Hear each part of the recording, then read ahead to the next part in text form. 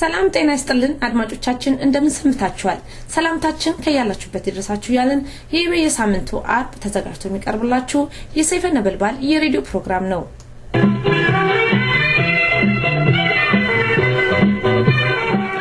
ሰላም ጤና ይስጥልኝ እንደምንላችኋል ዜና እናሰማለን የኦሮሞ ነጻነት ግንባር ሰራዊት ልዩ ኃይል በተለያየ ኦሮሚያ ዞኖች በጠላት ኃይሎች ላይ በሰነዘረው ጥቃት 18 የወያኔ ወታደሮች ከጥቅም ውጭ አደረገ የኦሮሞ ነጻነት ሰራዊት ልዩ ኃይል በመራብ ሐረርጌ ዞን ሜሶ ወረዳ የትምህርት ቤት ዳይሬክተር ሽፋን የወያኔ ተላላኪ በመሆን ህዝብን ሲያንገላታ በነበረው ሽፈራው ዘውዴ የተባለው ሰላይ ገደለ ወልታኔ የትምህርት ቤት ዳይሬክተር የሆነው የወያኔ ሰላይ በጭሮና በሜሶ መካከል እኩይ ስራ በሚንቀሳቀስበት ወቅት የኦሮሞ ነጻነት ግንባር እርምጃውን ወስዷል በዚህ ዞን አፍዳ ወረዳ አዋሬ አካባቢ ሆራ ቡላ በተባለው ቦታ የኦሮሞ ነጻነት ሰራዊት ወያኔ ጦርን በማጥቃት 7 ሲገል 5ቱን አቆስሏል በተያያዘ ዜና በምስራቅ ወለጋ ዞን ሊሙ ገሊላ በሎ ጃገማ ፎይ በተባለው ቦታ የኦሮሞ ነጻነት ሰራዊት ጥር 9 2014 ዓ.ም የኦሮሞ ነጻነት ሰራዊትን ለማሰስ የተሰማራው የወያኔ ጦር አጥቅቶ 5ቱን ከጥቅም ውጭ አድርጓል የኦሮሞ ነጻነት ሰራዊትን ለማጥቃት ከማከላዊ ተልኮ የነበረው ሰላዮችን በማጥቃት አሰፋ ታሪኩን ሲገል ጽዮን ኤልያስን ጨምሮ 4 የሥርዓቱ ተላላኪዎች ክፉኛ ቆስለዋል በበደሌ ቢራ ፋብሪካ ላይ ዳግመኛ እርምጃ ተወሰደ የቀድሞ ስርዓት ናፋቂዎች ላይ የተከታተለው ተቃውሞ የቀጠለ ሲሆን በደሌ ቢራ ፋብሪካ ላይ የሚወሰደው እርምጃ አሁንም ቀጥሏል በአዲስ አበባ ከተማ የካ ክፍለ ከተማ የበደሌ ቢራ ምርትን ይዞ ሲንቀሳቀስ የነበረው ተሽከርካሪ ታርጋ ቁጥር 4724 ከባድ የጭነት መኪና ጭኖት ከነበረው ቢራ ጋር ወድሟል በመኪናው ላይ የነበረው ግምቱ 2 ሚሊዮን ብር ምርት ሲወድም በጭቋኞችና የቀድሞ ስርዓት ናፋቂዎች ላይ የሚወሰደው እርምጃ በመቀጠሉ የቀድሞ ስርዓት ናፋቂዎች ስጋት ላይ ወድቀዋል ባለፈው ሳምንት በተመሳሳይ በዋናው ከተማ አዲስ አበባ ቃሊቲ ክፍለ ከተማ የበደሌ ቢራ ይዞ ሲንቀሳቀስ የነበረው ሰሌዳው ቁጥር 04379 ተሽከርካሪ በተወሰደበት እርምጃ ከጫኖ ቢራ ምርት ጋር መቃጠሉ ይታወሳል የሁለት ሀገራት የሰላም ውይይት ህዝባዊ ድጋፍ ሊያገኝ እንደሚገባ ከማሳሰብ አንስቶ መሰረታዊ ስርዓት ለውጥ እንደሚያስፈልግ ተጠቁሟል በኢትዮጵያና በኤርትራ ሰላም ለማስፈን ምን ማድረግ አለበት ለሚለው ጥያቄ በኢትዮጵያ የቀድሞ የአሜሪካን አምባሳደር ዴቪድ ሼን በሰነዘሩት ሐሳብ ላይ ለዶቼቬሌ የተለያዩ አስተያየቶች ተሰጥተዋል አስተያየት ሰጪዎቹ የሁለቱ ሀገራት ሰላም ውይይት ህዝባዊ ድጋፍ ሊያገኝ እንደሚገባ ከማሳሰብ አንስቶ መሰረታዊ ስርዓት ለውጥ እንደሚያስፈልግ ተጠቁመዋል ኢትዮጵያ መንግስት በበኩሉ ምንም አይነት ቅድመ ሁኔታ ለመወያየት ዝግጁ መሆኑን ቢገልጥም በኤርትራ ውስጥ ያሉ ተቃዋሚዎችን አሳልፏ ኤርትራ እንድትሰጥ እጅ መንሻ እንደሚያስፈልግ አንዳንድ ፖለቲከኞች ተነትናሉ ኢትዮጵያ ጠላቶች የምትላቸው ተቃዋሚዎች እያስቸገሯት ስላለ እፎይ ብላ ለመተኛት ወይም እድሜያቸውን ለማራዘም የኢትዮጵያ መንግስት የግድ ኤርትራ መንግስትን መያዝ አለባቸው ሲሉ የፖለቲካ ተንታኞች ተነትናሉ በወያኔ ጦር ውስጥ አለመግባባት ተፈጥሮ እርስ በራሳቸው ተጋደሉ ጥር 3 2006 ዓ.ም በአፋር ክልል ሰመራ ከተማ አንድ ወታደር የአንድ ዘር በላይነት የአለቆች አምባገነንነት በመማረር 6 የወያኔ ወታደሮች ጋሎ ለማብለጥ ሲሞክር ተገሏል በወያኔ ጦር ውስጥ አለመግባባት አሁንም ትርምሱ ቀጥሏል ጀነራል ሳሞራ ዩኑስ የአፋር ክልል ጦር አለቃን በአስቸኳይ በመጥራት በጀነራል አየሎም አሪያ የጦር ካምፕ ድብቅ ስብሰባ እያደረጉ እንዳለ ተጋለጠ ዜናው በዚያ በቃ መልካም ቆይታ ከቀሪው ፕሮግራማችን ጋር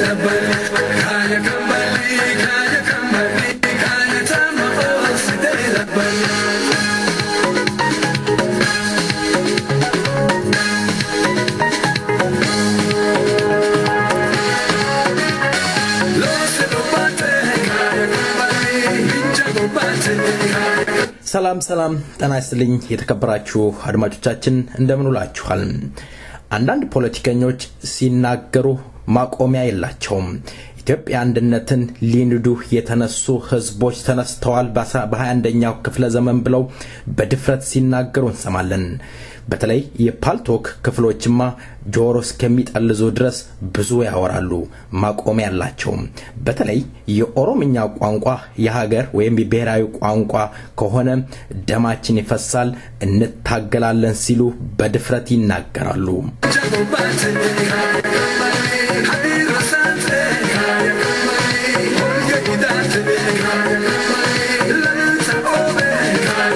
አሁን የጭቁን ብሔረሰቦች ቋንቋ የኢትዮጵያን አይመጥናትም ይሆን ወይስ ኢትዮጵያኖች የጭቁን ብሔረሰቦችን ቋንቋ ሲሰሙ ጆሮአቸውን ጨው ያረጋቸው ይሆን እስኪ ለማንኛውም ዛሬ እንግዳ ይዣለሁ ከሲዳማ አቶ በቀለ ዋዩ እንዲሁም ከኦሮሞ አቶ ታዲዮስ አብዲሳ ጋራ የምናረጋውን ቆይታ እንድትከታተሉ ጋብዛለሁ በዚህ ሲዳማ እያለ በሚያዜመው በቶክቻው ዜማ ቆይታ እናረጋግና እንግዶቼን ይዤ ቀርባለሁ መልካም ቆይታ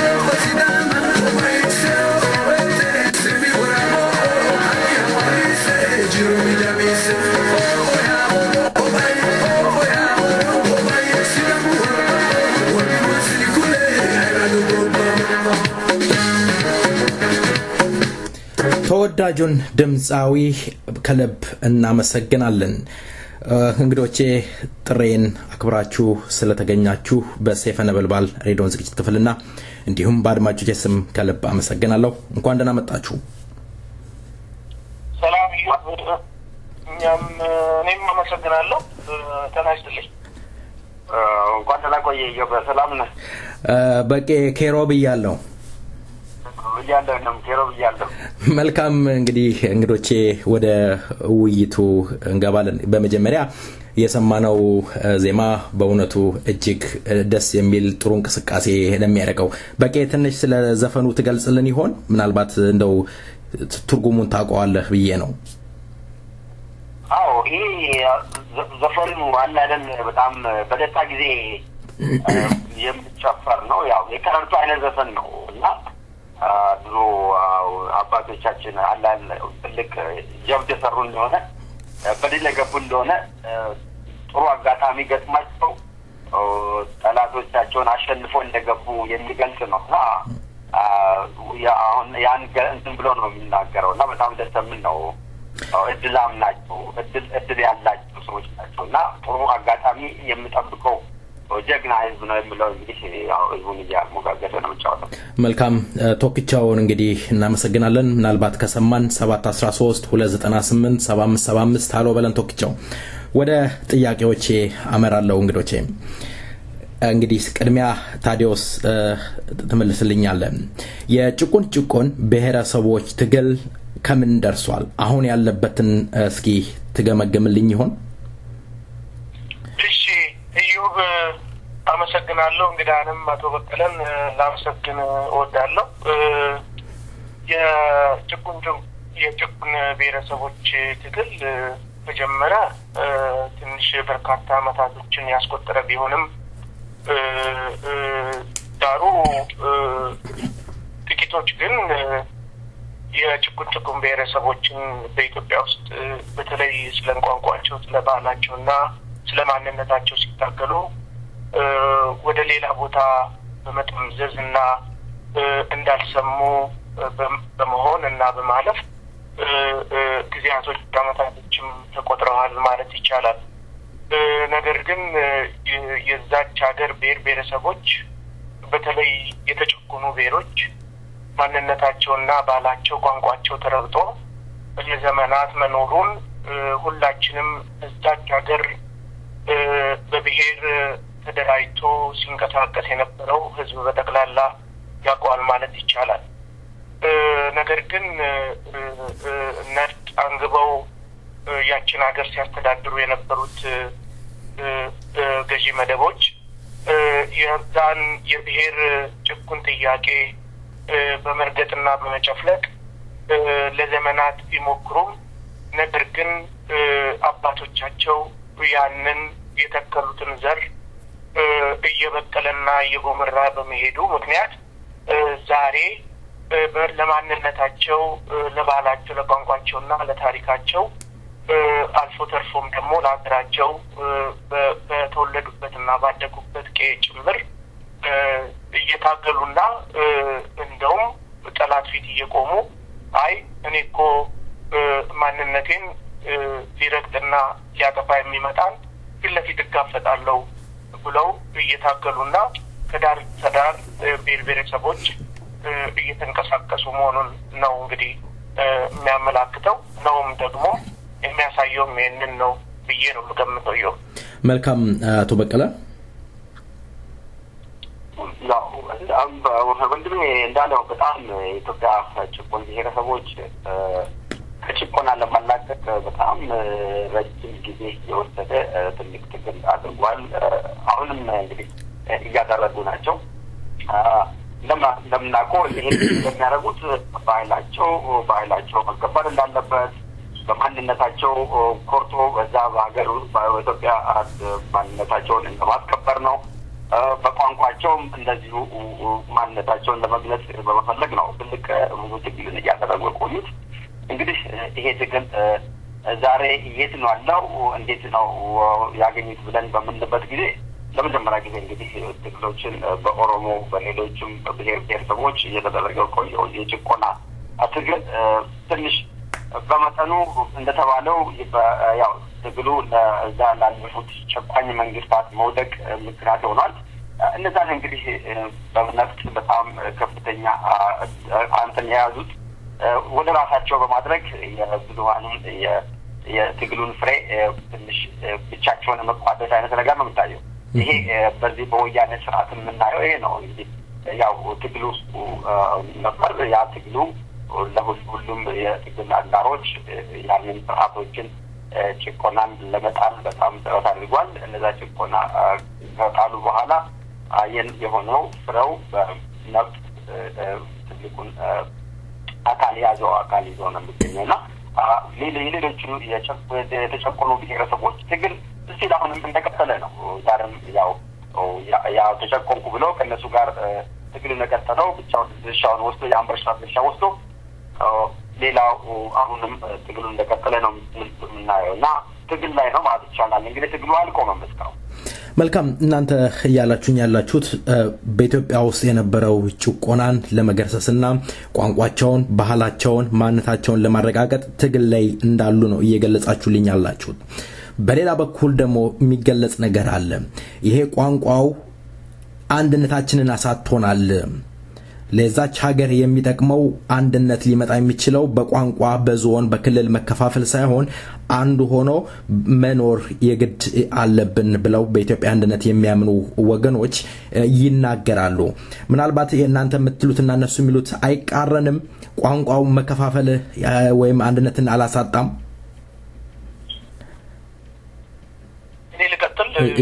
ይቻላል።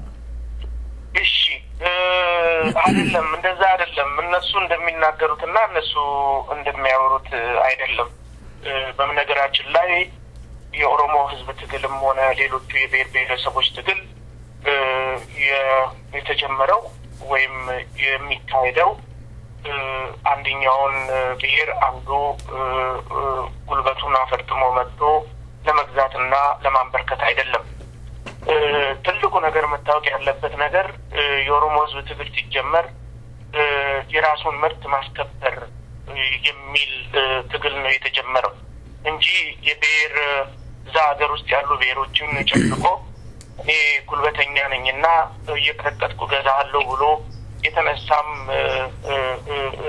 የፖለቲካ እንቅስቃሴ የለም። በእነሱ በኩል ግን ሁሉ ጊዜ የሚታየው ነገር እኛ ካልገዛን እኛ እዛ ቤተ መንግስት ውስጥ ገብተን ማስተዳደር ካልቻልን አገሪቷ ሰላም አትሆንም ብለው ይናገራሉ።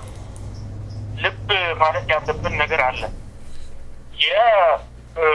እነዚህ ብሔር የተጨቆኑ ብሔሮች ሲታገሉ ከዳር ሆኖ እየተመለከቱና አልፎ ተርፎም እየገደሏቸውና ከቀያቸው እያሳደዷቸው መሬቶቻቸውን እየነጠቁና እያስገበሩና እያሳረሱ የሚኖሩበት ሰዓት እንኳን ያ የተጨቆነ ብሔር ለምን ለመፍቱና ለአገሩ ለራሱ ሪሶርስ ለምን ይታገላል ብለው አይናቸውን በጨው አጥበው የሚናገሩት ነገር አለ። ይሄ በእውነት በ21ኛው ክፍለ ዘመን በማንኛውም በተለይም በኢንተርናሽናል ኮሚኒቲው ተቀባይነት የሌለውና ማንም በኢንዲቪጁዋል ራይትም ሆነ በግሩፕ ራይት ታግሎ መብቶቻቸውን ማስከበር እንደሚችሉ እና ተጎዳን ብለው ካሉ ደግሞ ያም አንድና አንድ በትግል ያንን ጨቋኝ መንግስት ዲክቴተርሺፕ ገቨርንመንት የሚባለው ነቅሎ ማባረር ከሀገራቸው መብት እንዳላቸው የዓለም እንትን ይደረግግላቸዋል። ስለዚህ የሚቃረን አይደለም። በነገራችን ላይ ኢትዮጵያ ውስጥ የሚካሄደው ትግል አንዱን ቅድም እንዳልኩት አንዱን ለመጨቆን የሚደረግ ትግል አይደለም። የማንነት ትግል ነው እየተካሄደ ያለው። የመብት ትግል ነው እየተካሄደ ያለው። የራስን ሀብት ፕሮቴክት የማድረግ ትግል ነው። የቋንቋ የባህል ትግል ነው እየተካሄደ ያለው እንጂ እነሱ እንደሚሉት በብሔር ብሔረሰብ እየተጋጨ እየተባላ እንዲኖርና እንደውም እርስ በራሱ እንዲባላ እየተደረገ የነበረው ትግል ባለፉት 20 ዓመታቶች አልሰሩም። ህዝቡ ጥንቅቆ በደንብ ያውቀዋል። በሲዳማም በኩል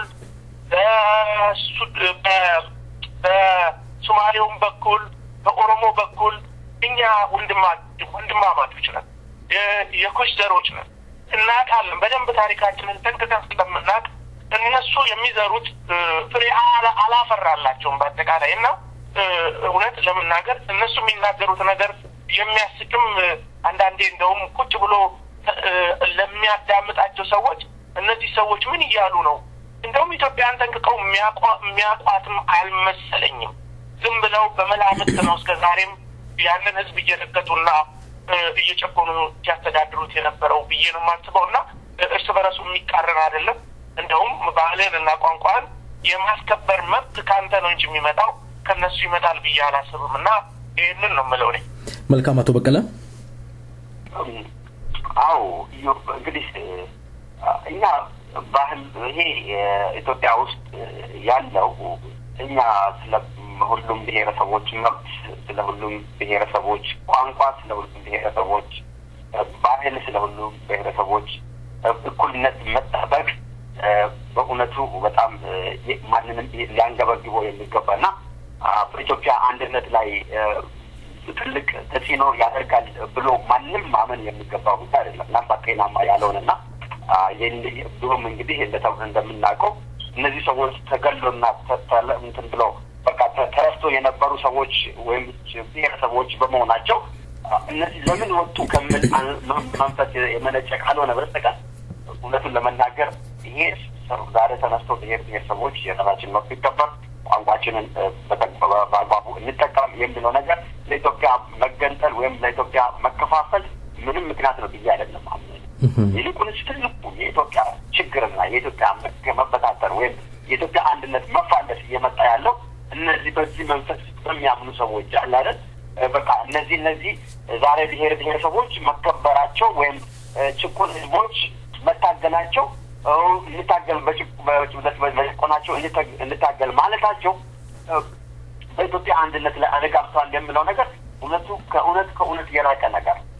ዓለም ብትሄድ ወደ ዓለም በማንኛውም በዓለም ፖለቲካ በምናይበት ጊዜ እያንዳንዱ ህዝቦች ወይም እያንዳንዱ ሀገሮች ለቋንቋቸው፣ ለባህላቸው፣ ለማንነታቸው ያልከፈሉት ዋጋ የለም።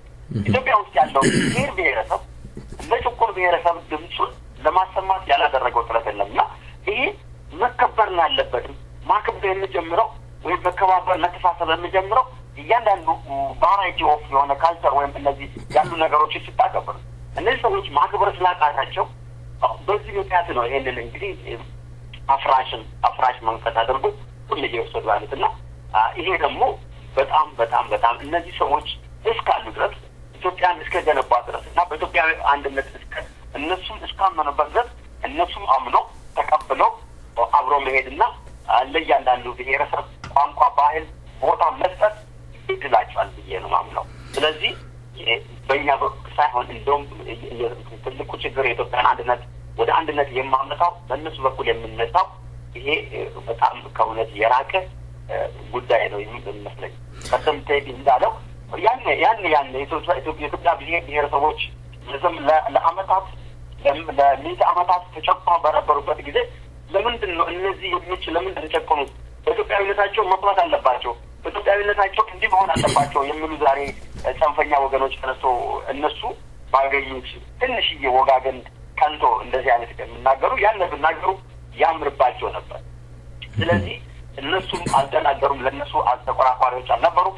ዛሬ ደግሞ እነዚህ ጭቁን ብሔረሰቦች የራሳቸውን መብት ከማስከበርና ሁሉም የተከባበረባት፣ ሁሉም አብሮ የሚኖሩባት፣ ሁሉም በእኩልነት የምታዩባት፣ ሁሉም እኔ ብቻ ገዢ ነኝ፣ እኔ ብቻ አዋቂ ነኝ የማይልባት ሀገር ለመገንባት የሚያስችል ከሆነ ይሄ ልዩነቶቻችንን አምነን በእነዚህ ተገዝተን መሄድ ከቻልን ብቻ ነው ብለው። መልካም አቶ ታዲዮስ፣ አሁን ያለውን የፖለቲካ አየር ስንመለከተው ሁሉም ወደ ራሱ ብሔር እየቆመ ወይም ለራሱ ብሔር እየወገነ እንዳለ ይታያል። በተለይ የሰሞኑን አካሄድ እንደው ስንመለከት ኦሮሞውም፣ አማራውም፣ ሌላውም ብሔረሰብ አፋርም፣ ሀዲያም፣ ሲዳማዎችን ብንመለከት ወደ ራሳቸው ነው እየሆኑ ያሉት። እንደ አይነት አካሄድን ለሀገር ይበጃል? እንደው ይሄንን የአሁኑን የሰሞኑን ዘመቻ ገታ አድርገው ብሔራዊ እርቅ ቢደረግ ለዛች ሀገር አንድነት፣ ሰላም፣ ተከባብሮ ለመኖር እንደው በር አይከፍትም ብሔራዊ እርቅ? አመሰግናለሁ። ይሄ ነገር ኢዮብ በ1991 ወይም በኢትዮጵያ አቆጣጠር 1983 በሽግግሩ ወቅትም ሰላምን ፍለጋ ወደ ፍንፍኔ ተጉዞ የኦሮሞ ህዝብ ትግል ለዛች ሀገር አስተዋጽኦ እንዲያደርግ ፍንፍኔ ሄዶ አለምንም ቅድመ ሁኔታ የዛን ህዝብ ሲታገልለት የነበረውን ህዝብ ጥያቄ እንዲመልሱ ድርድር ተደርጎ ነበረ። ማንኛችንም እናውቃለን። ሌሎችም የተቀሩ ብሔረሰቦች በሽግግሩ ውስጥ ገብተው ለመታገልና አገርን ህዝቦቻቸውን ለማንቃት ለማስተዳደርና አገራቸውንም ለመገንባት ተሞክሮ ነበር እምቢ የተባለው በጽንፈኞቹ ነው እምቢ የተባለው በገዢ መደቡ ክፍል እስከ ዛሬም ያን ስልጣን ተቆናጣው የሚይዙት ክፍል ነው እንጂ ብሔራዊ እርቅ በጣም አስፈላጊ ነገር ነው ሰዎች አላንዳችም ምክንያት ወደ ጦርነት የሚገቡበት ምክንያትም የለም አማራጭ ሲጠፋ እንጂ ነገር ግን እነሱ ያ ሰላም የሚባለው ናሽናል ሪኮንሲሊየሽን የሚባለው ጭራሽ እንደው አይቀበሉትም ዝም ብሎ ብቻ በኢትዮጵያ ሰበብ ኢትዮጵያ በማለትና የብሔር ብሔረሰቦችን ጥያቄ እንዳልሰሙ ሆኖ በማለፍ ነው እስከ ዛሬ ድረስም እየተደረገ ያለው ሌላው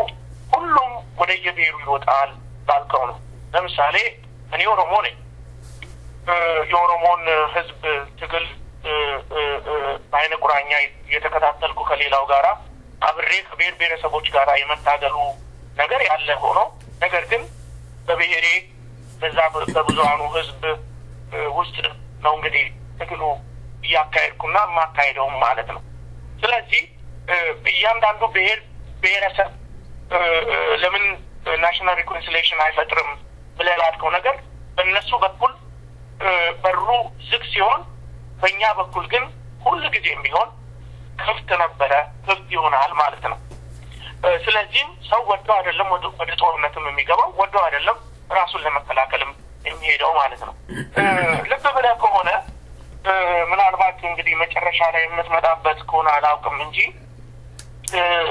ስለ ብሔር ስለ ኦሮሞ ሲነሳ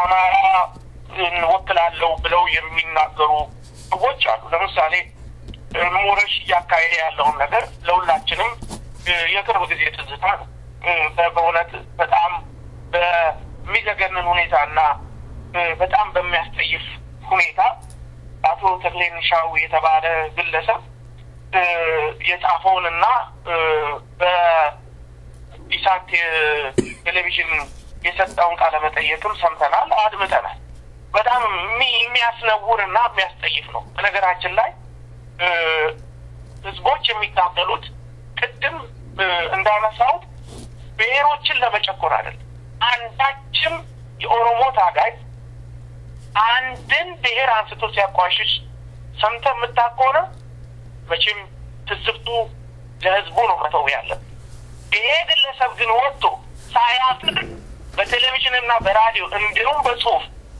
የሚያስጠይፍና የሚያስነውር ጽሁፍ ሲጽፍ ግን እንዴት አድርገህ ነው ዛሬ ናሽናል ሪኮንሲሊየሽን በእኛና በእነሱ መካከል ይፈጠራል ብለን የምታስበው ኢትዮጵያን ማን ነው የሚጠላት ብለህ ካሰብክ እነዚሁ ዛሬ በድንቁርና ዓለም እየተጓዙ ያሉ ሰዎች ናቸው ብዬ ነው የማስበው ምክንያቱም አየህ ይሄ አሁን ኩቤ ጄኔሬሽን የት እንደደረሰና እንዴት እንዳለ ስለማያውቁት ነው የዛሬቷን ኢትዮጵያን ጠንቅቀው ቢያውቁ ኖሮ ውጪ ተቀምጠው እንደፈለጉት አይጽፉም አይናገሩም ነበር ነገር ግን በስተመጨረሻ ማለት የምፈልገው ነገር ምንድነው አሁን ናሽናል ሪኮንሲሊየሽን ያስፈልጋል የሚያስፈልገው ግን በጠረጴዛ ዙሪያ ተነጋግሮ ጦርነት እንደማይበጀን በመከባበርና በሰለጠነ መንገድ ስትሄድ ብቻ ነው ይሄ ነው ማስበው ነገሩ አስፈላጊ ነው ብዬ ነው ማስበው ይው መልካም አቶ በቀለ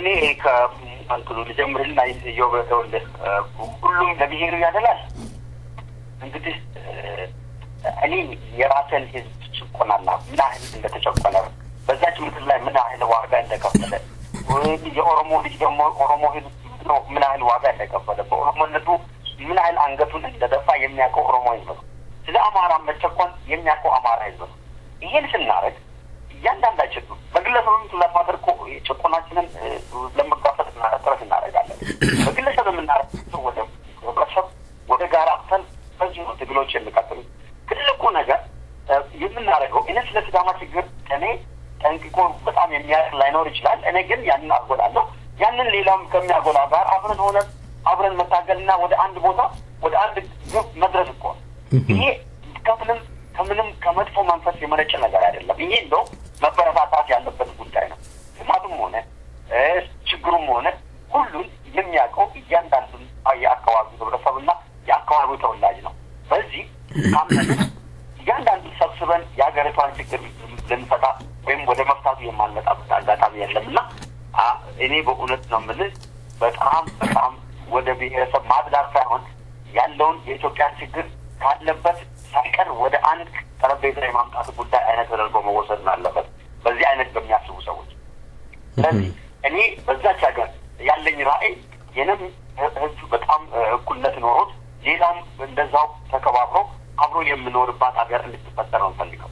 ይህንን የኦሮሞም ተወላጅ ይህን እንደፈልግ እርግጠኛ ነኝ። የአማራም ህዝብ ይህን ማመን አለበትና በዚህ መቀበል አለበት።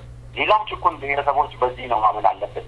በዚህች ወሰን አንድ ላይ ከደረስን ነው አንድ ሀገር ልንገነባ የምንችለውና ይሄ ምንም ክፋት ያለበት መስሎ አይታየኝም።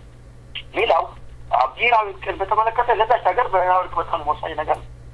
ወደዚህ ለመቆረጡ ለምናገር ሁለት አጋጣሚዎች ኢትዮጵያ ያገኘችው አጋጣሚ ብሔራዊ እርቅን ማምጣት የሚችሉባት አጋጣሚዎች ነበሩ።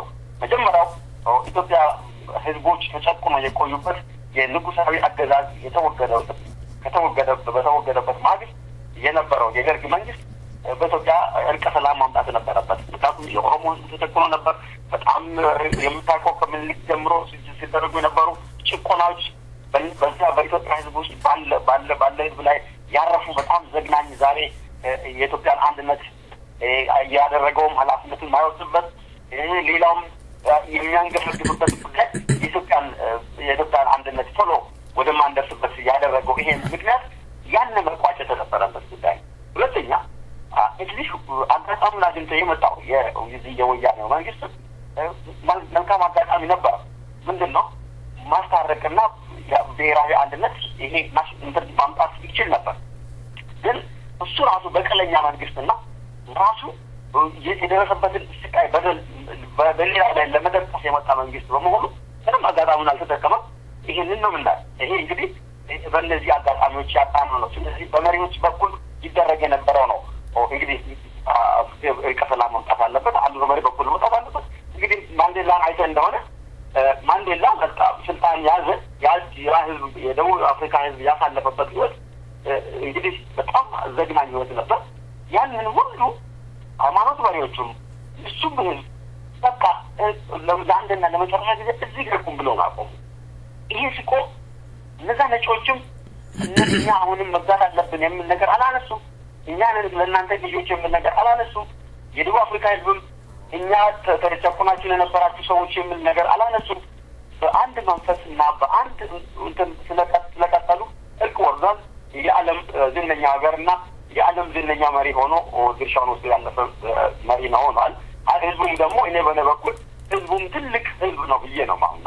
ምክንያቱም ያን ጭቆና የደረሰበት ጥሎ ነው ያለፈውና ይሄ በጣም መልካም ነገር ነው። ሌላው መሪዎች የሚደረግ ብቻ ሳይሆን ህዝቡም የኛም ህዝብ በጣም የሚገርም ነገር አሁን ወንድማችን የሚያነሳው ዛሬ ስለ አንድ ብሔረሰብ እየፈሰፈተ ዛሬ ወደ አንድነት እንዳንመጣ የሚያደርገው በሞሮች ላይ እንትን ባለው ነገር ይሄ እርቅን ወይ ብሔራዊ አንድነትን ሊያመጣል ይችላል ራሱ በጣም አስቸጋሪ። ስለዚህ ህዝባችንም ህዝቡም ትውልዱም ራሱ ይሄ ጀነሬሽን በእውነቱ በጣም ቶለራንት ጀነሬሽን መሆን ያለበት ይመስለኛል። የአባት ወንን እንደዚህ ዘራፍ እያለ ስረቅ ብጅራፍ ስመታ የነበረ ህዝብ አሁን እንደዚህ ሆኖ በምን መንፈስ ማሰብ ያለበት አይመስለኝም። ለኢትዮጵያ ደግሞ ካልከው በጣም አምጣት ብሔራዊ እርቅ ማውረድ በጣም ወሳኝ ነገር ነው። ይሄን ሊሆን የሚችለው ግን እንዳልኩት መሪ የሚሆኑ ሰዎችም በዛች እንትን ማመን አለባቸው፣ በዛ መንፈስ ማለፍ አለባቸው። ህዝቡም በጣም በዚህ ማመን አለበት። አንዴ እርቀ ሰላም ካደረግን በኋላ ወደዛች ማገርሸት የማይገባ እንትን ውስጥ ነው መግባት አለብን እና ይህን ነገሮች በጣም ጥንቃቄ ማድረግ ያለብን ይመስለኛል። እነዚህ አይነት በጣም ኑራንን የሚሉ ሰዎች ናቸው፣ እናውቃለን የሚሉ ሰዎች ናቸው። እንግዲህ እነዚህ አይነት ዘመቻን ማቋረጥ ነው መቻል አለባቸው እና ከእርቁም በፊትም ሆነ ከእርቁም በኋላ እነዚህ ነገሮች በጣም ኮንትሬት መደረግ የሚገባቸው ነገሮች ስለሆኑ ይሄ እንግዲህ ይመስላል። መልካም አቶ ታዲዮስ እንግዲህ ያለፉት ስርዓቶች የነበሩበት የጨለማ ዘመን ነው። የትምህርት በእውቀት የበለጸጉ ናቸው ማለት አይቻልም። ስለዚህ የበደሉትም ያጠፉትም ጥፋት ከእውቀታቸው አንፃር መታየት አለበት ብለው እንደ መከራከሪያ በኢትዮጵያነት የሚያምኑ ወገኖች የሚያነሱበት ወቅት ነው ያለነው እውን ያንን ያለፈውን ያለ ዕውቀት የተፈጸመ ነውና የኦሮሞ ህዝብም ሌላውም ህዝብ ኢትዮጵያ የምትባለዋን ሀገር አባቶች በደማቸው አስከብረው የቆዩ ስለሆኑ የበለጠ ኢትዮጵያን ያሁኑ ትውልድ መጠበቅ አለበት ብለው በኢትዮጵያ አንድነት የሚቆሙ የሚናገሩ ሰዎች ይከራከራሉ የኦሮሞ ህዝብ ሲጠየቅ በኢትዮጵያ አንድነት ሊኮራ አይችልም አልችልም እያለን ያለው ለምን ይሆን በኢትዮጵያ አንድነት የማይኮራው እንዲኮራ ያላደረገበት ምንድነው በጣም አመሰግናለሁ ብዮ ይሄ የቅርብ ጊዜ ትዝታ ነው ኢትዮጵያ በምትባለው ሀገር ውስጥ እንደ ኦሮሞ የተረገጠና የተጨቆነ ሌሎችም አሉ በርግጥ ነገር ግን አገሩ መተው ወረው በመሳሪያ አስገድደው እየገደሉና እናት ፊት ልጅ እየገደሉ አባት ፊት ልጅ እየገደሉ ሚስት ፊት ባለቤቷን እየገደሉ አንገታውን እየቀሉ እጁን እየቆረጡ እየገደሉና እያሰቃዩ በሚኖርበት ሀገር ውስጥ በጣም በጣም በጣም በሚዘገንን ሁኔታ ያቺን ሀገር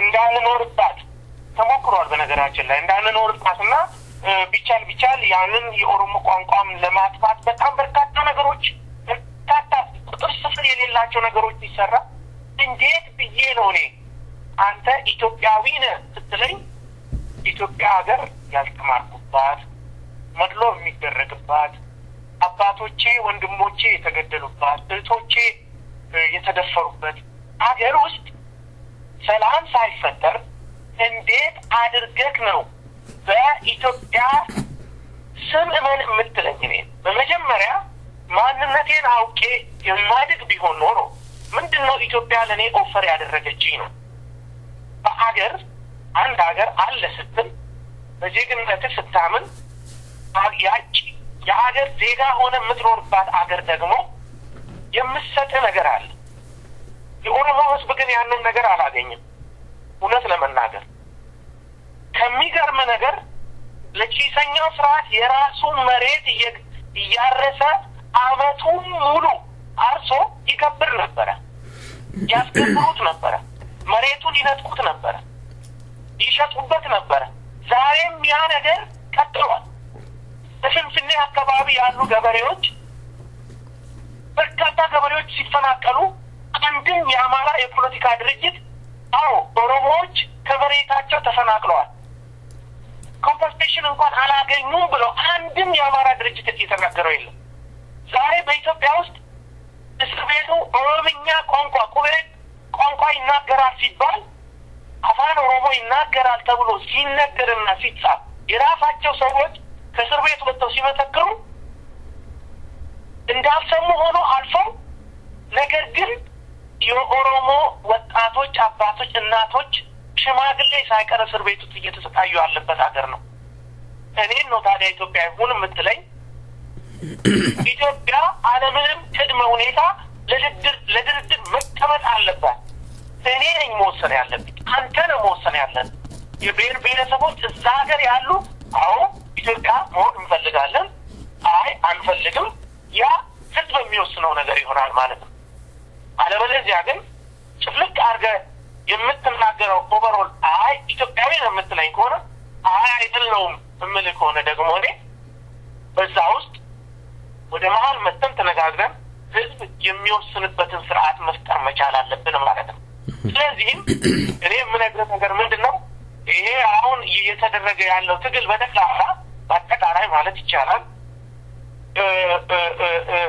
የኦሮሞ ወይም ሌላው የተቀረው የብሔር ብሔረሰቦች ትግልም ሆነ እንቅስቃሴ የፖለቲካ አሰራር ዋናው ትልቁ ነገር ወደ መሀል መጥቶ ህዝቡ የሚወስንበትን ስርዓት የመፍጠር ስራ ነው እየተካሄደ ያለው ብዬ ነው ማስበው መልካም አቶ በቀለ ከዚህ ጋር አያይዘልኝ እንድትመልስልኝ የምፈልገው የሲዳማ ህዝብ በኢትዮጵያዊነት ይኮራል? መቀጠል ይችላል? አዎ አንድ ከንጨባር ገላፍ ለትንሽ ዛ ትኩረት ስለፈለኩ አይዞህ በጣም አንድ ነገር በዚህ በአንድ በኩል ጥሩ ነው ብለህ በአንድ በኩል መጥፎ ነው እያልክ የምትቀጥልበት ነገር አለና እኔ ይተካርግልኝ ያለፉ ስርዓቶች በጣም ጨቋኞች ናቸው። በስሌት ጨቋኞች ናቸው። ጨቋኝ ስርዓት የሆነበት በሰዎቹ ማወቅ ነው ባለማወቅ ነው እሱ ሌላ ጉዳይ ነው። ነገር ግን ይሄ አይደለም ዋናው ደግሞ ሰዎቹ ባለማወቅ ሳውቁ ታዋቂ በመሆናቸው ያላወቁ ሰዎች ነበሩ። ልክ ነው ጥፋት ሰርቷል። ቀደም ከምንለው ነገርም ጋር የሚገናኝ ነገር ነው። ይሄ ከእርቁ ጋር የሚገናኝ ነገር ነው። ሳውቁ ባለማወቃቸው ጥፋት ሰርቷል ከሆነ ጥፋት ሰርቷል ብሎ የሚያምን ዜጋ ዛሬ ሙሉ በሙሉ ጥፋት በመስራታቸው መፈጠር መቻል አለበት። እሱ አይደለም ትልቁ አሁን ሰዓት ትልቅ ችግር ይሆናል። አለማወቃቸውን እያወቁ የሰሩት ነገር ጽድቅ ነው የሚል ነገር በጣም ጽድቅን ሰርቶ ነው ያለፉት። ቅዱስ ጦርነት አካሂደው ነው ያለፉት። ይሄን ነገር ሲያደርጉ ነው ያለፉት። በጣም እርስ በርሱ የሚጣላ ነገር። አዎ አጠምልክ እውቀት አላቸው፣ እውቀት የላቸው። ኦኬ እውቀት ስለሌላቸው ሰዎችን እንደ አህያ ቆጠሩ። ስለዚህ ትክክል አልሰሩም። ሰዎች ጡት ቆረጡ፣ ትክክል አልሰሩም።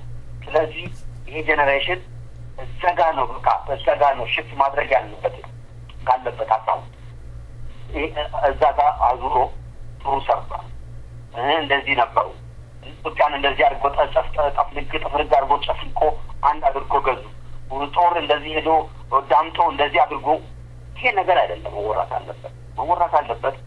ኢትዮጵያ ያኔ በእነሱ በጨቅላ እውቀት እንደዛ የደረሰባት ነገር ዛሬ በምን አይነት መመለስ አለባት የሚለው ነገር ነው ማንሳት አለብንና አንዳንድ ጀነሬሽን አሁን አንዱ ትውልድ በጣም የሚቀጥለው እንትን ማለት ነው የእነሱን ጥልቅ አድርገን ዛሬ ደግሞ ሰዎች ትንሽ ያገኟትን ወይም እየተከራከሩ ወይም አላገኘንም አልጠገብንም ብሎ እየታገሉላት ትግላቸውን እየቀጠሉ ያሉባትን ነጻነት መናቅ ይሆናልና እዛ ጋር ወደ እርቁም ልንመጣ የማንችልበት ጉዳይ ሆነ ቀራት። ስለዚህ ይሄ በጣም እንተላለበት ጉዳይ ነው። ሌላው በኢትዮጵያዊነት ኢትዮጵያ ማናት ሲባል እኔ ሁለቱን ለመናገር ኢትዮጵያ ማናት ሲባል ኢትዮጵያ ማለት ኦሮሞ፣ ኢትዮጵያ ማለት ሲዳማ፣ ኢትዮጵያ ማለት ሶማሌ፣ ኢትዮጵያ ማለት ኩሽ ትግሮች ኢትዮጵያ ማለት 75% ያችን በግምት እንደው ስታስቲካሊ ማስቀመጥ ባልችልም ኢትዮጵያ የገነቧትና እየተገዙም ብኖሩ ኢትዮጵያዊነታቸው ሳይታመን ኢትዮጵያዊነታቸው ተቀባይነት ሳያገኝ ነገር ግን ሆኖ ኢትዮጵያ ሆኖ በመፈጠራቸው የተፈጠሩ ሰዎች እነዚህ ናቸው። ስለዚህ እኔም አንድ ኢትዮጵያዊ ነኝ። ነገር ግን በኢትዮጵያዊነት የደረሱብኝ ስቃዎችና በደሎች በምን አይል ያን ደረሱብኝ ዛሬ ኃላፊነት የሚወስድ ካለ እኔ አድርገን የኢትዮጵያ መመስረት አለብን የሚለው ነገር ከቅድም ፍርቅ ጋር አያይዘን ያነሳነው ነገር ነው። እኔ ከቴዲ ጋር የሚጋራው ነገር ምንድን ነው? በኢትዮጵያዊነት ስምህን ቀይረህ ማንነትን ቀይረህ ወይም ማንነትን ተረስቶ አንተ ሃይማኖትህ ተረስቶ ቋንቋ ተረስቶ ባህል ተረስቶ እንዲሆነ ቀጥል ተብለህ የምትላት ኢትዮጵያ አይደለችም። ምን ፈልጋት ኢትዮጵያ ቀደም እንዳልነው ሁሉም ብሔረሰቦች እኩል ቮት፣ ሁሉም ግለሰብ እኩል ቮት ያላት፣ ሁሉም ብሔረሰቦች እኩል ቦታ ያላት፣ ሁሉም በዲሞክራሲያዊ መንገድ ልጆቿን መርጦ የሚተዳደሩባት ሀገር የምትፈጠር ከሆነ ኢትዮጵያን የምንክድበት ምክንያት የለም። እነዚህ ነገሮች ባለመኖሩና ሳይሆኑ እያለፉ ስላለ ይሄ ነገር ባልተደረገበት በፊት ያለፈው ኢትዮጵያንን ባለፈው ኢትዮጵያዊነት የምንኮራ ሰዎች ነን እንዳንል አድርጎናል። አንኮራበትም፣ የምንኮራበት አይደለም። ዛሬም ያለው ራሱ ኢትዮጵያዊነታችን ኢትዮጵያ ባለቤቶች ሆነን የኢትዮጵያ ምድር አባቶች ሆነን እቺ አንዷ ምድር የኛ ሆና እያለች አነክስድ ሆነን ነው እየኖርን ያለነው። ሌላ ስም እየሰጠን ነው። ኦሮሞ ሌላ ስም እየሰጠው ነው። በዚህ ነው በጣም ከታርግልኝና በኢትዮጵያዊ ብለህ ብትጠራኝ ደስ እንደምለኝ ሁሉ ሌላ ስም የምንለጠፍ ነገር አለ። ሀበሻ ነህ እንደዚህ ነህ የሚባሉ ነገሮች አሉ። ሀበሻ አይደለንም ብለን ለማለት እንትን ያላገኘንባት ሁኔታዎች የነበሩበት ያለና እኔ እንደ ብሔረሰብም ኢትዮጵያዊነትን አንጠላውም። ያሉ ከኢትዮጵያ ጎን ለጎን ያሉ ነገሮች ኢትዮጵያዊ ልትሆን የሚቀርብህ ነገር ኢትዮጵያዊ መሆን በመታወቂያ የምትሰጥ አይነት ነገር ተደርጎ የሚታዩ ነገሮች እነዚህ በጣም በኢትዮጵያዊነታችን እንዳንኮራ የሚያደርጉ ነገሮች ናቸው። ሌሎቹ ኢትዮጵያ ያሉ ሰዎች ለህዝባቸው ትግል የሚታገሉ ሰዎች እየደረሰባቸው ያለ ትግል ያን የደረሰባቸው ነገር ያን እንርሳው። አሁን እየደረሰባቸው አለ። አሁን ያነሳቸው የኦሮሞ በስደቶች በኦሮሞ ተጥለቅልቆ የኦሮምኛ ቋንቋ ቁም የሚፈለግበት ሀገር የሆነበት ሌላም ይሄ እኮ ኦሮሞ ብቻ አይደለም። ሌላም የሲዳማ ልጅም ለሲዳማ ብሎ ካለ ይሄኛው ሀገር የሚጠፋበት የሚታሰርበት ነው። እያንዳንዳችን ጠፋንታ ይሄው ነው ከዛች ሀገር ልንተበቃለበት ነው። ይሄም ሆኖ ግን ይቺ ሀገርን እንዴት አድርገን እንተዋት የምለው ነገር ነው ዛሬ እያገበገበና እያናገረ ያለ። ስለዚህ ኢትዮጵያ ለኔ ኢትዮጵያ ሀገሬ ናት። ግን ኢትዮጵያ ማለት ሰዎች በመታወቅ እንደመታወቅ የሚሰጡኝ ሀገር አይደለችም። እኛም እኩል ድርሻ አለኝ። እያንዳንዳችን ታግለን የምናመጣ ኢትዮጵያ ነው የምትሆነው። ስለዚህ ዛሬ ያለው ሁላችን ፕሬዘንት አደረገን ያን ስንል የኢትዮጵያ ባለቤቶች እኛ አይደለም። ኦሮሞ አይደለም። ኦሮሞ ማለት የኢትዮጵያ ባለቤት የምስራቅ አፍሪካ ባለቤት እንደ ኦሮሞ ከፈለግ ሌላም ኩሸት ግዛቶች አፍሪካ ባለቤቶች ናቸው። የመጀመሪያ በታሪክም የመጀመሪያ ተማሪዎች ናቸው ያቺን ሀገር ያገኟት ማለት ነው። በዚህ አይነት የምንኖር ከሆነ እንቀበላታለን። ነገር ግን እዚች በመለኪያ ተለክታ የምትሰጠን ከሆነ እኛ ሰርተን ለሌሎች የምንኖር ከሆነ እኛ በማንነታችን አፍረን የምንኖር ከሆነ ኢትዮጵያ ለንም ሆነ ለብሔረሰብ ምን ማለት አይደለችም ማለት ነው። መልካም አመሰግናለሁ። አቶ ታዲዮስ በኢትዮጵያ አንድነት እናምናለን የሚሉ ዘንድ የሚነገር ነገር አለ። ኦሮሞዎች አሁን እየተካሄደ ያለውን የወያኔ ወይም ወያኔ እየተጠቀመባቸው እንዳለ ይገልጻሉ። ማለት ሰሞኑን በአኖሌና እንዲሁም በድምጻዊ ቴድሮስ የተነሳውን የዚህ በደሌ ቢራ የተለያየ ነገሮች ላይ ወያኔ ሆን ብሎ እናንተን ኦሮሞዎችን ሌሎችንም እንደመጠቀሚያ እንዳደረገ ይገልጻሉ። ይሄ ነው ምን ያህል እውነት ይሆን? አጠቃላይ ውሸት ነው። እንደነገርኩ የኦሮሞ የፖለቲካ እንቅስቃሴ ባለፉት 20 ዓመታት ያንቀላፋ ቢመስልም ነገር ግን ይሄ ማንቀላፋቱን አይተው ይሄ ትንሽ ማርሰልሰሉን አይተው ለካደክሟል ውስጡ ገብተን እንደፈለግን እናደርጋለን ማድረግም እንችላለን ብለው ውስጡ ገብቶ ለማንቦጫረቅ ሊሞክሩ ፈልገው ነበር። በነገራችን ላይ ኦሮሞ አንድነቱን ኦሮሞ ማንነቱን ኦሮሞ የፖለቲካ ጥንካሬውን ያሳየበት ዘመን ነው የ2013 መናገር ብችል በእውነት ማካነን አይሆንም። አየህ የኦሮሞ አባቶች ሲናገሩም ሆነ ፍርድ በሚፈርዱበት ሰዓት አይቸኩሉም ይባላል ድሮ በታሪካችን። የኦሮሞ ሽማግሌዎች የኦሮሞ አባት አሮጊቶች አባት ሽማግሌዎችና እናቶቻችን አሮጊቶች አንድ ነገር እንኳን በሚረግሙበት ሰዓት ሊረግሙ በሚሄዱበት ሰዓት እንኳን አይቸኩሉም ይባላል። የፖለቲካውም አካሄድ የኦሮሞ በችኮላ የተደረገም አልነበረም። እነሱ ለ125 ዓመት በባርነት በገዙን አንጻር ማለት ነው። እናም ሊገቡና ሊያንቦጫርቁ ሞክረው ነበረ።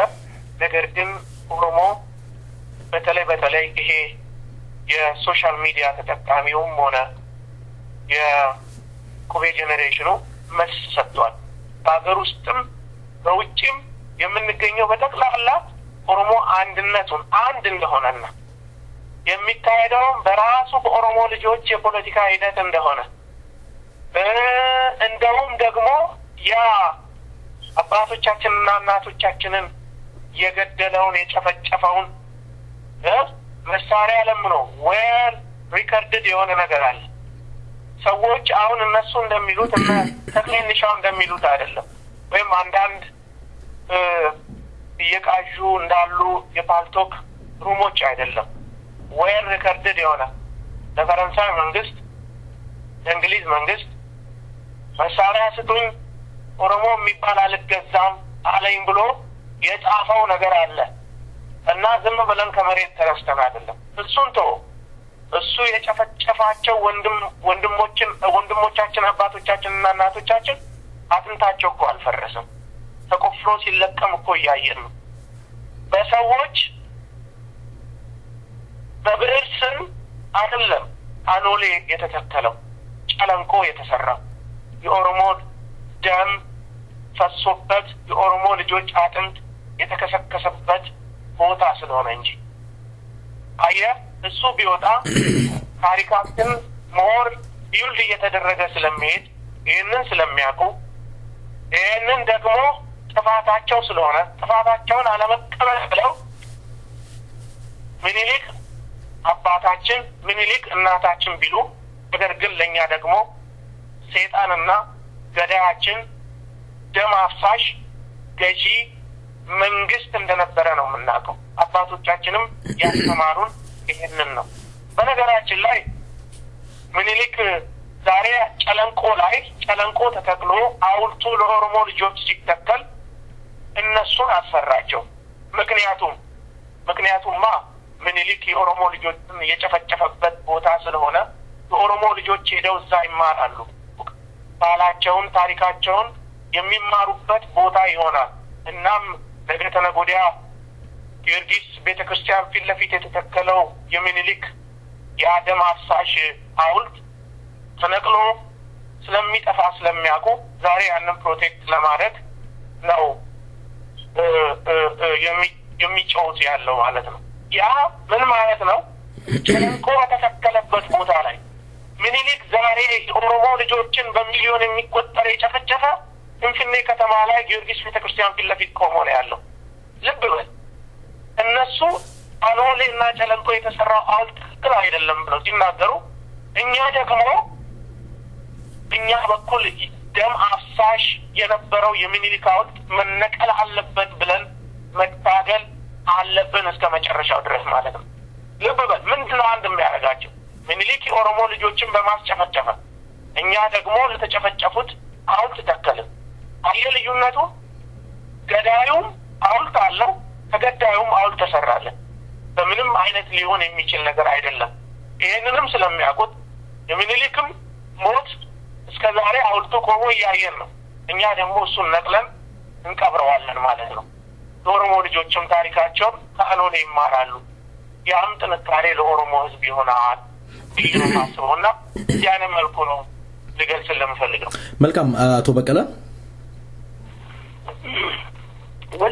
እኔ እዚህ ጋር የምጨምረው ነገር ምንድነው አንድ መርሳትም የሌለብን ነገር ምንድነው እንግዲህ ያንን ስርዓቶች አልፏል። በእርግጥ በጣም አውቃቸው ነገሮች ናቸው መነሳት በእነዚህ ሰዎች ዘንድ እንደዚህ አይነት ነገሮች የምታደርጋቸው ያለፈውን ሰዓት ልታስብ የሚሰሩ አሁን የሚያነሳልን ነገሮች ላይ የምኖረው ጽንፈኛ አቋሞች በሌሎቹ ጥሩ አይደለም።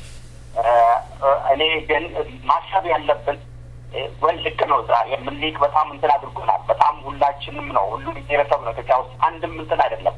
ይሄ ዘመናዊ መሳሪያዎች በእንትናቸው በጋራ ጠላትን በሚከላከሉበት ሰዓት በዛ በጋራ የጨረሳቸው ቀላል አይደለም፣ አልፏል። እኛ ባለፈው ላይ ቤት አንሰራም። ብዙም ጊዜ በጣም ያስቀረን ያለ ጉዳይ ይሄ ነው። ነገር ግን ወደፊት መሄድ ስንፈልግ እነዚህ ነገሮች እንደ ደንቃራ እንደ ጥሩ ነገሮች ሆኖ መምጣታቸው በጣም አደጋ ውስጥ ያስገባል ነው። ትክክል አይደለም ነው። እሺ ምኒልክ ዛሬ በጣም እንትን አድርጎናል። ዛሬ ያለው ስርዓት ዛሬ በፍለታችን ያለው አሁን ኦክሰር ቤት መውላቱን የምናስቡ ኦሮሞ ልጆች እየታሰሩ ያሉበት እኮ ያኔ አባቶቻችን በማያውቁበት እሺ ብሎ በመገዛቱ በተለያዩ ነገሮች ተበድሏል። ዛሬ በምናውቅበት ዘመን እየጨቆነንና እያሰረን እየገደለን ያለው ስርዓትንስ እንዴት ነው የምናየው? እንዴት አይነት ቶለራንስ ኖረናል? እኛ አሁን ያደንዱት እንዴት አድርገን ይሄን ስርዓት እንንቀለውና ይሄን ስርዓት እንዴት አድርገን አንስተን ሰዎቻችን ዘላቂ የሆነ ነፃነት ዘላቂ የሆነ በመሬታቸው ባሪያ የሚሆኑበት ስርዓት እንፍጠር ነው። ዛሬም እኮ ባርነትን እያስተናገድን አለ ነው ወገኖች። ዛሬም እኮ ኦሮሞ ህዝብ በገዛ ምድሩ እያፈረበት እኮ ነው ያለው። የትናንት አልፏል። በቃ አለማወቃቸው ነው። እውቀት የላቸውም ብለናል። በጣም እውቀት የሌላቸው ሰዎች ናቸው። ደፍኔትሊ ይሄ እኛ እናምናለን። ሌሎቹ አዋቂዎች ናቸው። ቅዱስ ጦርነት አድርጓል ከሚሉት ጋር ኮንፍሊክት ላለመፍጠር በትክክል አልሰሩም እና ዛሬ ያለው መራሱ ምን እያደረገ ነው አለ ወያኔ በኢትዮጵያ ህዝብ ላይ እያደረገ ያለው ምንድነው ግድያ የለም ማጥፋት የለም ማፈናቀል የለም የኦሮሞ ልጆች እየተፈናቀሉ አይደሉም ከትምህርት ገበታ እየተፈናቀሉ አይደሉም ከእርሻ ቦታ እየተፈናቀሉ አይደሉም ገበሬ መሬቱ ለማይሆን ነገር እየተሸበሸበ አይደሉም ያለ ይሄ ነገር ነው መታገል አለበት እዚህ ጋር ነው ቆም ብለን ማየት አለበት ኦኬ ይሄ ሆነ ወያኔ ደግሞ ከስር መሰረቱ መሰርና በጣም መጥፎ ስርዓት ነው ኦሮሞም ሆነ ሌሎቻችን ባለፈው ነገር እንድናስብ በባለፈው ነገር ላይ ሪአክት እንድናረግ ብቻ የሚገፋፋ ነገር አለ ዛሬ የኦሮሞ ልጅ ኦሮሞ መገደልን ያየቆች ብሎ በሱ ተላላኪ ሆኖ እነማናቸው ምትላቸው የኦሮሞ ስርዓት በኦሮሞ ስልጣን ይዞ ተፈራርቆ የነበሩ ሰዎች ኦሮሞ እንደዛ በሚሆኑበት ጊዜ ኦሮሞ እንደዚህ ሆኗል የሚሉ ሰዎችንም እኮ አላገኘም በእነዚህ ሰዎች ላይ ራሱ እኮ የራሳችን የሆነ ሪአክሽን ሊኖረን ይገባል የዛሬውን ጭላንጭላ የዛሬውን ማንነታችን እኮ እየገደለ ያለን ይሄ ስርዓት ነውና በእርግጥ ይሄ ኦሮሞ ከነበረበት ወይም ከሌላው ባለፈው ነገር ላይ ተጠፍቶ ወደ ሌላ ነገር ሄዶ ትግሉን እንዳይቀጥል እርስ በርስ እንድባላ አያደርግም አያጣላም የሚል እምነት አይኖረኝም ለእውነቱን ለመናገር የወያኔ መንግስት የራሱ ህዝብ ላይ ለራሱ ጥቅም ስል እርምጃ እንዲወሰድ እያደረገ የመጣ መንግስት ነው ጨካኝ መንግስት ነው ስለዚህ ቅድም ባልከው ነገር ላይ ማነው ባለው ላይ ባለሳ ላይ ወያኔ ለማጣላት ምልክ እንዲያደርጓቸዋል አይልም ብዬ እኔ እውነቱን ለመናገር አላምንም ያደርጋል ነገር ግን እኛም ማሰብ ያለበት ምንልክ ያን ያደረገው ትክክል አይደለም ወደ ቁም እንድር ከሆነ ወደ ተሻለ ነገር የምንሄድ ከሆነ በትናንቱ ነገር ላይ ሳይሆን በዛሬው ላይ ትልቅ ትኩረት ሰጥተን ነው መስራት አለብን በዛሬው ችግር ላይና በምናገኛቸው መፍትሄዎቹ ላይ ነው ማሰብ ያለብን ብዬ ነው የምናገረው ኢዮቤ መልካም እስኪ በዚህ ዜማ ተምራት ማስተካከላት ነገር ከሰጠኝ እሺ አቶ በቀለ በተናገረው ላይ ትንሽ ማስተካከያ ነገር ስላለች ማለት ስለሌለብኝ ነው በነገራችን ላይ አቶ በቀለም ሆነ ሌሎች በርካታ የኦሮሞ ጋራ የሚታገሉ የብሔር ብሔረሰቦችም ሆነ እንደነበቀለ አይነቱ ማለት ነው የሲዳማ ተወላጆችም የምናውቀው ነገር አንድ ነገር አለ ምኒልክ እኛም ብቻ ሳይሆን የገደለው ምኒልክ ሲዳማውንም ሶማሌውንም አፋሩንም ሌሎችንም ወላይታውንም ሌሎችንም ገሏል ጨፍጭፏል ማለት ይቻላል በነገራችን ላይ አንድ ያደርገናል ነገር ግን ወያኔ አያደርግም ብሎ አለ ስላለኝ እንጂ ማለት ስለሌለብኝ ነው እኛ የፖለቲካ ድርጅቶች የሚያከናውኑት የፖለቲካ ስራ ወያኔ የተቆነጠረ የሚሰጠን የፖለቲካ አካሄድ እንደሌለ ያንን አድማጮች እንዲያውቁ ተፈልጋለሁ ይሄ የሚካሄደው ትግል ወያኔ አልፎ ተርፎም ቢያስብልን እኮ ኖሮ የኦሮሞን ህዝብ እንቅስቃሴ አባሮ ውጭ አስወጥቶ እንደምታገለው እኮ በር አይከፍትም ነበር የኦሮሞ ልጆችን አያስርም ነበር የኦሮሞ ልጆችን ሀብትና ንብረት ለውጭ ኢንቨስተሮች ያሸጠው ነበር ይሄ እኛ የምናደርገው ትግል ማንነትን ማታከውና ኮይተም አደርስም ምኒልክ እኛ ላይ ቁስል አለ እያንዳንዱ ኦሮሞ የሚሰማው ነገር አለ በነገራችን ላይ ምክንያቱም አካላችንን አንዱን አካል እኮ ቢታመም እኮ ተንከባክበህ ነው የምታሳክመው እያንዳንዱ ኦሮሞ አእምሮ ውስጥ ግን የተተከለው ዘላለም የሚፋቅ አይደለም ማለት ነው ያ ነው የሚያታግለን ከጨቋኝ ገዢ መደቦች ጋር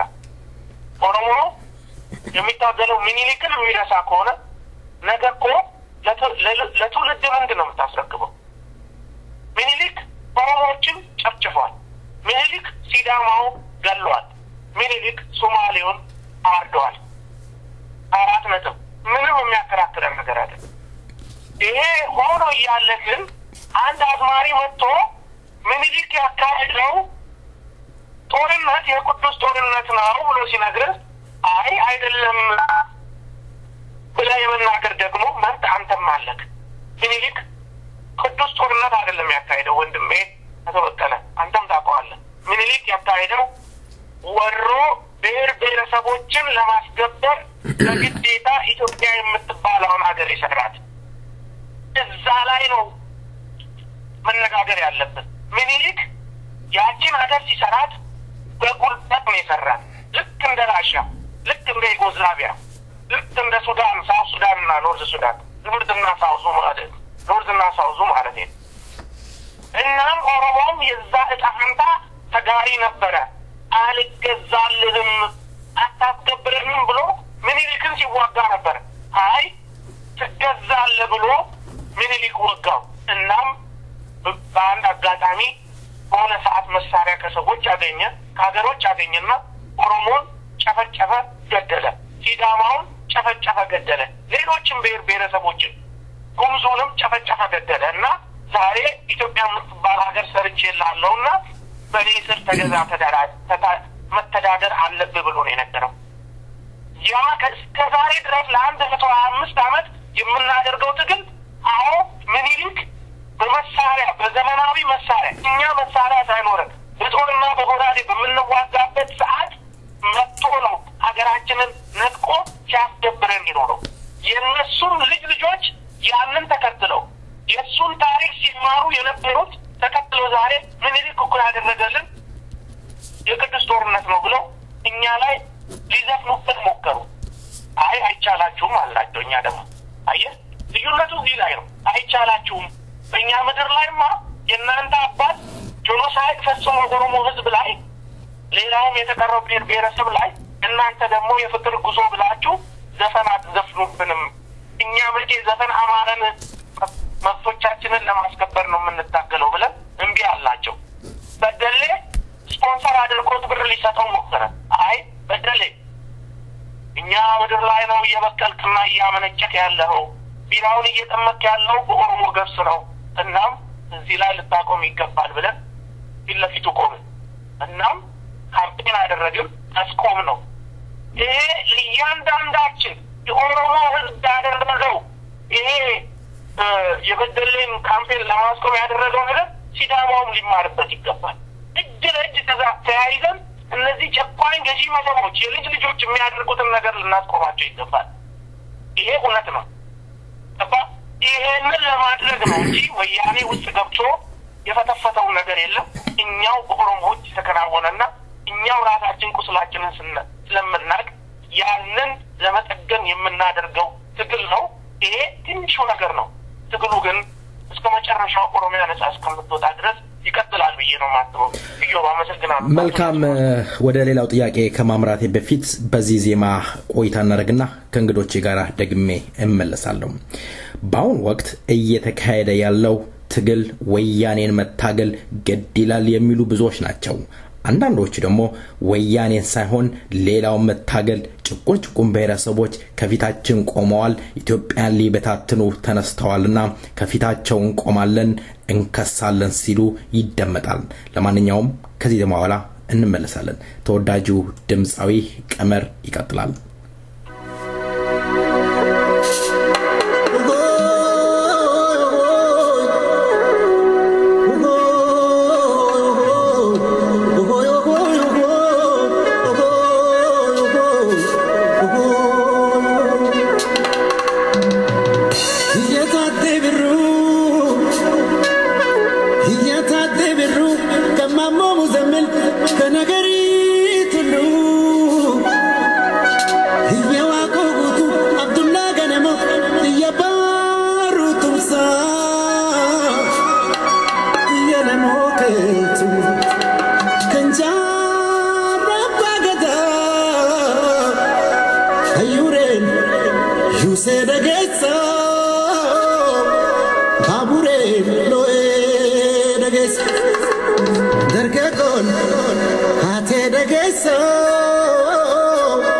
Shamaran ililbe dagas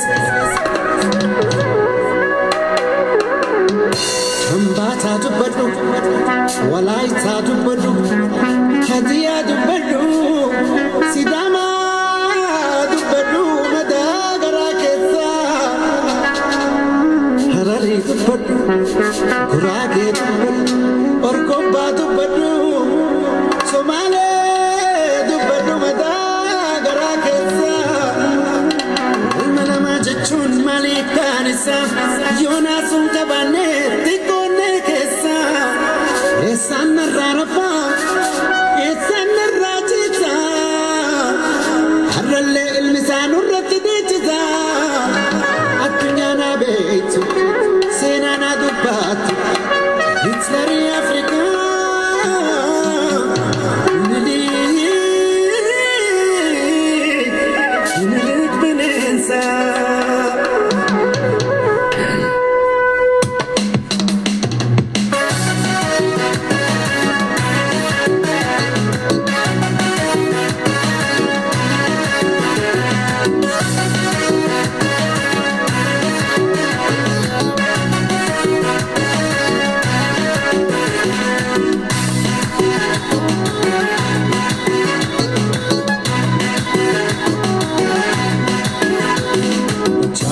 kanisa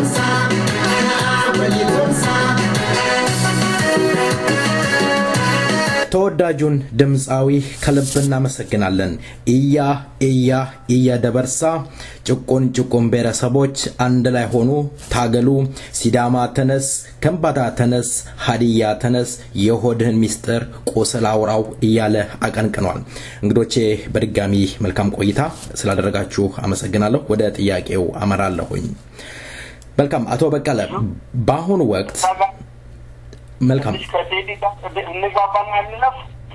ያው እየተግባባችሁ ነው አንድ ቋንቋ ነው የምታወሩት ትንሽ ምንድነው በተመረው ላይ ትልቅ ትኩረት እንድንሰጥ የፈለኩት ነገር ምንድነው ምን ያ ምንልክ ያጠፋውና የሱ ከሱ ጋር ሳይዝ የሚያስመጡብን ነገሮች ዛሬ ላንተቻው ነገር ሊገነባን የማይችልም ሊያጠፋን የማይችልም ምንልክም አልፏል እሱ ያው ተከብሯል ስራውም ተከብሯል ነገር ተከብሯል በርግጥ የሚያነሱ ሰዎች ያናድናል ዛሬ እየሆነብን ያለው ዛሬ እየተፈጸመብን ያለው ወደ አንድነት ይሄት ከዚህ ሰርክል ውስጥ መውጣት ያልቻልንበትና ጠፍንጎ የያዘን ይህንን ስርዓት የምንታገልበትን መፍትሄ ነው ትልቁ የኛ ችግርና ባለፈው ላይ ሪአክት ስናደርግ እዚህ ላይ ጊዜያችንን ኢንቨስት እንዳናደርግ ስለፈለኩኝ ነው ቀላል ተራራ ስላለ አይደለም ቀላል ስለተጎዳ አይደለም የለህል ብቻ አይደለም የኢትዮጵያ ህዝብ አብዛኛው የኢትዮጵያ ህዝብ በዚህ ጎራ ያለፈ ህዝብ ነውና ዛሬስ ያለብን ችግር ከዛች ባለን እውቀት በነበረን እውቀት በምናውቀው ነገር ከምንወዳት ምድራችን እንደዚች እየተገለልን ተይዘን ወደ እስር ቤት እየተጠረወርን መኖር ምን ያህል ያንገፈግፈናል እዛ ላይም በጣም ትልቅ ትኩረት መስጠት አለብን መሆኑን አበክረን እንድናየው ነው ይሄን እንትን ያልኩት እንግዲህ መልካም ወደ ቀሪው ጥያቄ አመራለሁ አሁን በህዝብ ላይ በወያኔ እየተፈጸመ ያለውን ቅጥ ያጣ ግፍ ከተቀራው ህዝብ ጋር ለማቆም ምን አይነት ስራ መሰራት አለበት ትላላችሁ በኦሮሞስ ከኦሮሞ ዘንድ ከሲዳማ ዘንድ ምን አይነት መስፈርት ነው የምታስቀምጡት ማለት ሌላው ህዝብ ለምሳሌ በኢትዮጵያ አንድነት የሚያምኑ ወገኖች ጋራ እጅ ለእጅ ተያይዞ ይሄንን ዘግናኝ መንግስት አለበት ከህዝብ ጫንቃ ላይ ለማውረድ ከኦሮሞውም ከሲዳማውም ምን አይነት መስፈርት ነው የምታስቀምጡት ለምሳሌ በኢትዮጵያ አንድነት የሚያምኑት ወገኖች የሚያስቀምጡት ነገር አለ በኢትዮጵያ አንድነት ካላመናችሁ ከናንተ ጋር እንደራደርም የሚሉት ነገር ስላለ ነውና እንዴት ነው ልታስወግዱት ሊወገድ የሚችለው አቶ ታዲዮስ እሺ አመሰግናለሁ በድጋሚ ስለ የቀመር ዘፈንም ግብዣ በጣም አመሰግናለሁ። ምክንያቱም ወቅታዊ የሆነ ዘፈን ነው። አዎ ትክክል ነው። ትብብር ያስፈልጋል፣ በጋራ መታገል ያስፈልጋል። አንድ ሆነን ከጨቋኝ መንግስት ለመላቀቅ እዚህ በጣም ገዳይና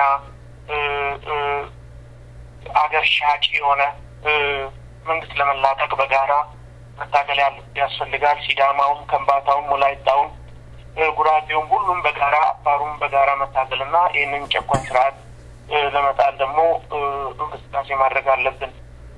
ነገር ግን ከዚህም ተያይዞ ዘፈኑም መንግስት ስለሚከፍትልን ይህንን ስርዓት ለመጣል በጋራ መታገል ነው። ሲዳማው ከኦሮሞ ህዝብ ጋራ ትግሉን አንድ አድርጎ አጠናይቶ ተነጋግሮ እሱንም በሚመች ኦሮሞንም በሚያመች መልኩ ይህንን ጨካኝ መንግስት ለማስወረድ ለመጣል በጋራ መታገል ነው። ሲዳማ ጋርም እንደሚታወቀው አቶ በቀለም ሊናገር ይችላል። አንድ የሚያደርገን ነገር አለ። በጋራ መጨቆናችን ነው። በጋራ ሀብቶቻችን መዘረፋቸው፣ መሬቶቻችን መሸጣቸው ነው። አደሬውም ጋራ እንደዚሁ ነው። ሶማሌው ጋራም እንደዚሁ ነው። አንድ የሚያደርገን በዛች ሀገር ውስጥ መጨቆናችን እንደ ሀገር ሳይሆን እንደ ህዝብ ነው የተጨቆነው። አቶ በቀለ በሲዳምኛ ስለተናገረ ተጨቁኗል። ታዲዮስ የሚባል ደግሞ ኦሮምኛ ቋንቋ እንኳን አይደለም አማርኛ ተናገረ ብሎ ተጨቁኗል። አስበው። ይሄ ማለት ራስ ወዳድነት ነው። መጀመሪያ ሀገር እንዴት ነው የሚገነባው? እኔም ባህል እያፈረስክና ኮፍረ እየቀበልከው አይደል? ዋናው ትልቁ ነገር ወደፊቱም ከፍተኛ ስራ የሚጠብቀን በጋራ በቅንጅት ይሄ እነሱ ሲገነቡት የመጡትና እኛን አንገታችንን ለማስደፋት የጻፉት ህገ መንግስት ፈርሶ ለሁላችንም ለዛ ሀገር ውስጥ ለሚኖሩ ብሔር ብሔረሰቦች የሚጠቅም ህግ ስርዓት ኢትዮጵያ ውስጥ ማስፈን ያስፈልጋል ብዬ ነው የማስቡ። እንደኔ የራሴን የምጠይቀኝ ከሆነ ስለዚህ በጋራ አንድ የሚያደርገን ነገር አለ። መጨቆናችን ነው። ንብረቶቻችን፣ ሀብቶቻችን፣ ቋንቋችን፣ ሁሉ ነገር መገደቡ ነው። ያንን ደግሞ ቀስፎ የያዘንን ያ የታጠረውን አጥር ለማፍረስ በጋራ ሁላችንም አንድ ሆነን መታገል አለብን ብዬ ነው የማስበው። መልካም አቶ በቀለ ዋናው ነገር በኢትዮጵያዊ ማንነት የምለው ነገር ነው። ሁለት ነገር ነው አሁን እዚህ ጋር የሚንጸባረቀው። አንደኛ ኢትዮጵያ አንድነት የምለው ነገር ኢትዮጵያ አንድ ቋንቋ፣ አንድ ሃይማኖት፣ አንድ ዋና በአንዱ ተለጥፈ ይለፍ የሚል ነገር ነው። ሁለተኛው እኛ ደግሞ የምንለው ኢትዮጵያ አንድ ልትሆን የምችለው እነዚህ ልዩነቶቻችን በመከባበር ላይ የተመሰረተ ልዩነቶቻችን ታውቆ እነዛ ክብር ተሰጥቷቸው የተለያዩ ቋንቋዎች እንዳሉ ከዚህ ክብር ተሰጥቷቸው እያንዳንዱ ነጻነታቸው ተጠብቆላቸው የምን ነገር ነው። እንግዲህ ሁለት እንትን አለና እኛ ያ ክንፍ በጣም ለኢትዮጵያ መቼም ያለፈ ነገር ሊመጣ ዛሬ የሚችል ነገር አይደለም ብለን ነው ቅዠት ብለን ነው ቅዠት። አንድ ቋንቋ፣ አንድ ሃይማኖት፣ አንድ ባህል። ኢትዮጵያ የተለያዩ ባህል ያላት ሀገር፣ ኢትዮጵያ የተለያዩ ቋንቋዎች ያሏት ሀገር፣ የተለያዩ ብሔር ብሔረሰቦች የመሰረቷት ሀገር መሆኗ በትክክል ሲከበርና በዛች የሚያምኑ ከሆነ አንድ ኢትዮጵያ ለመመስረት ይህን ጥረት እናደርጋለን። ካልሆነ እንደተባለው ሳንፈልግ የምንቀጥል ከሆነ በዛች ትሄዳላችሁ ባል ከሆነ ከተለያዩ ከነዚህ ከተጨቆ ከኦሮሞ ጋር የሚያስተሳስረን የአቡጃንቶ ብቻ መጨቆናችን ብቻ አይደለም። ታሪካዊ የሆነ አመጣጣችን ያስተሳስረናል። ከሌሎች ኢትዮጵያ ብሔር ብሔረሰቦች ከአፋር፣ ከሶማሌ፣ ከተለያዩ ከደቡብ ካሉ ለምሳሌ ከከምባታው፣ ከሀዲያው እነዚህ ነገሮች የዛ አመጣጣችንም ያስተሳስረናል። እንደገና ትልቁ ደግሞ ዛሬም ጎልቶ የምታይ በጭቆና ውስጥ ያለን መሆናችን ያስተሳስረናል። ስለዚህ የተጨቆንን የሚመቸን ማንነታችንን ወደ አንድ ኢትዮጵያ ለኢትዮጵያ እናስረክባለን ወይም ኢትዮጵያ ለተባለችው ነገር እንሰጣለን ወይም ይህን ለምፈልግ ውስጥ አሳልፈን እንሰጣለን ሳይሆን እነዚህ በተቻቻሉበት እነዚህ የእያንዳንዳችን ለምን መቶ ሺህ ያላት የአደረ ህዝብ አይሆንም። ለምን ከዛም በታች ያለው ህዝብ አይሆንም። እያንዳንዱ ልዩነቶች፣ እያንዳንዱ ባህል፣ እያንዳንዱ ሃይማኖት፣ እያንዳንዱ ቋንቋ በተከበረበት ኢትዮጵያ እንድትገነባ የተቻለንን ያህል ጥረት እናደርጋለን። ለዚህም ይህን ለማሳካት ታሪካዊ አመጣጣችን ከችግራችን አንጻር የሚያገናኙ ነገሮችን ይዘን ትግላችንን እንቀጥላለን። ይህን ነው መስለው ይሆን። መልካም በዚህ ነው ህዝብ የሚያምነው፣ እኔም ማምነው በዚህ ነው። መልካም ያ የምትቀጥለው በዚህ እምነት ብቻ የምናምን ከሆነ ብቻ ነው። በአንድ ቋንቋ መርጅ ዘርገን የምናልፍ ከሆነ በዛ መንገድ መሄድ የማንችል መሆኑን ነው እንግዲህ ልነግርህ ይችላል። መልካም አቶ ታዲዮስ፣ በተለይ በአሁኑ ወቅት የቀድሞው የኦነግ አመራር የነበሩት አሁን የኦዴፍ ሊቀመንበር አቶ ሌንጮ መሰሎቻቸው ወደ አገር ቤት ለመግባት ሻንጣ እየሸከፉ እንዳለ እየተሰማን ይገኛል። አቶ ሌንጮም ራሳቸው ያበሰሩት ነገር አለ። በፊትም ስናቅደው ስንፈልገው የነበረ ነገር ነው። ውጪ ተቀምጠን ምንም የምንሰራው ነገር የለም፣ አገር ቤት ውስጥ ገብተን አዲስ ታሪክ እንፈጥራለን እያሉ ይገኛል። በተለይ በአሁን ወቅት ደግሞ የኦሮሞ ህዝብ በከፍተኛ ሁኔታ እንቅስቃሴ እያደረገበት ባለበት ወቅት እሳቸው ይህንን ነገር መግለጻቸው ምናልባት አቅጣጫ ለማሳት ወይም እንደው የኦሮሞን ትግል ለማደናቀፍ እየሞከሩ እንደሆነ ከኦሮሞዎች ይነገራል። ይሄ ምን ያህል እውነት ነው? እንዴት ስትመለከተዋል? ትክክል ብለህ ቆንጆ በሚገርም ሁኔታ አስቀምጠዋል። ራስ ኦሮሞ በ2013 እና በተለይ ባለፉት 2 አመታት ሲያደርገው የነበረው የፖለቲካ አካሄድ በጣም የሚያስደስት በጣም የሚገርም ነበረ ማለት ይቻላል። ነገር ግን ውስጡ በነበሩ የኦሮሞ አባት ታጋዮች በእውነት በዚህ በጡረታ እድሜያቸው ዛሬ ጥሩ ሰርተው ለዚች ለኦሮሞ ህዝብ አድርገው ለዚች አስተዋጽኦ ጥሩ ስም ይዘው ወደ መጡበት ምድር የሚገቡበት ዘመን ነገር ግን የኦሮሞ ህዝብ 2 እርምጃ ወደፊት ሲራመድ እነሱ ደግሞ ወደ ኋላ እንዲመለስ የሚያደርጉት አካሄድ በጣም በጣም በጣም የሚገርም ነው። በነገራችን ላይ የኦሮሞ ህዝብ የምናየው ነገር ይሆናል። ሁላችንም በደንብ ጠንቅቆ ያውቃቸዋል። አሁን የምትናቸውን አባታችን ሌንጮ በጣም ጠንቅቆ ያውቃቸዋል። መጀመሪያ እሳቸውን የማይቸዋለው ዌብሳይት ላይ ምን እናረጋለን ውጪ ተቀምጠን አሉ። ምን እናረጋለን ኢትዮጵያ ውስጥ ተቀምጠን ብለው እኮ በኢትዮጵያ ኤርላይንስ የወጡት እሳቸው ናቸው። ምን እናረጋለን ኢትዮጵያ ውስጥ ተቀምጠን ብለው በኢትዮጵያ ኤርላይንስ ከወጡ በኋላ ከ18 አመት በኋላ ደግሞ ምን እናረጋለን ውጪ ተቀምጠን አሉ። አየህ የሚቃረነው ነገር ይሄ ነው። ወደ ኋላ ሄደ እሳቸው ኢንተርቪው ያደረጉትን ጋር መስራት ስላልቻለን ከወያኔ መንግስት ጋር ከኢትዮጵያ መውጣት አለብን ብለው በኢትዮጵያ ኤርላይንስ እኮ ከፍንፍኔ ከተማ የወጡት እሳቸው እንጂ የኦሮሞ ህዝብ አይደለም። ዛሬ ደግሞ ምን ተገኘና አይ ውጭ ሀገር ምን እናረጋለን ተቀምጠን ተባለ። ይሄ ሁሉ ነገር የሚያሳየው መቼም በኦሮሞ ታሪክ ውስጥ እንደምታውቀው ኦሮሞዎችን እየገደሉ ኦሮሞዎች እያሰቃዩ ከጠላት ጋር ሆነው በጥቁር ጥላሸት ስማቸው የተጻፈ የኦሮሞ ተወላጆችም እንዳሉ መርሳት የለብንም።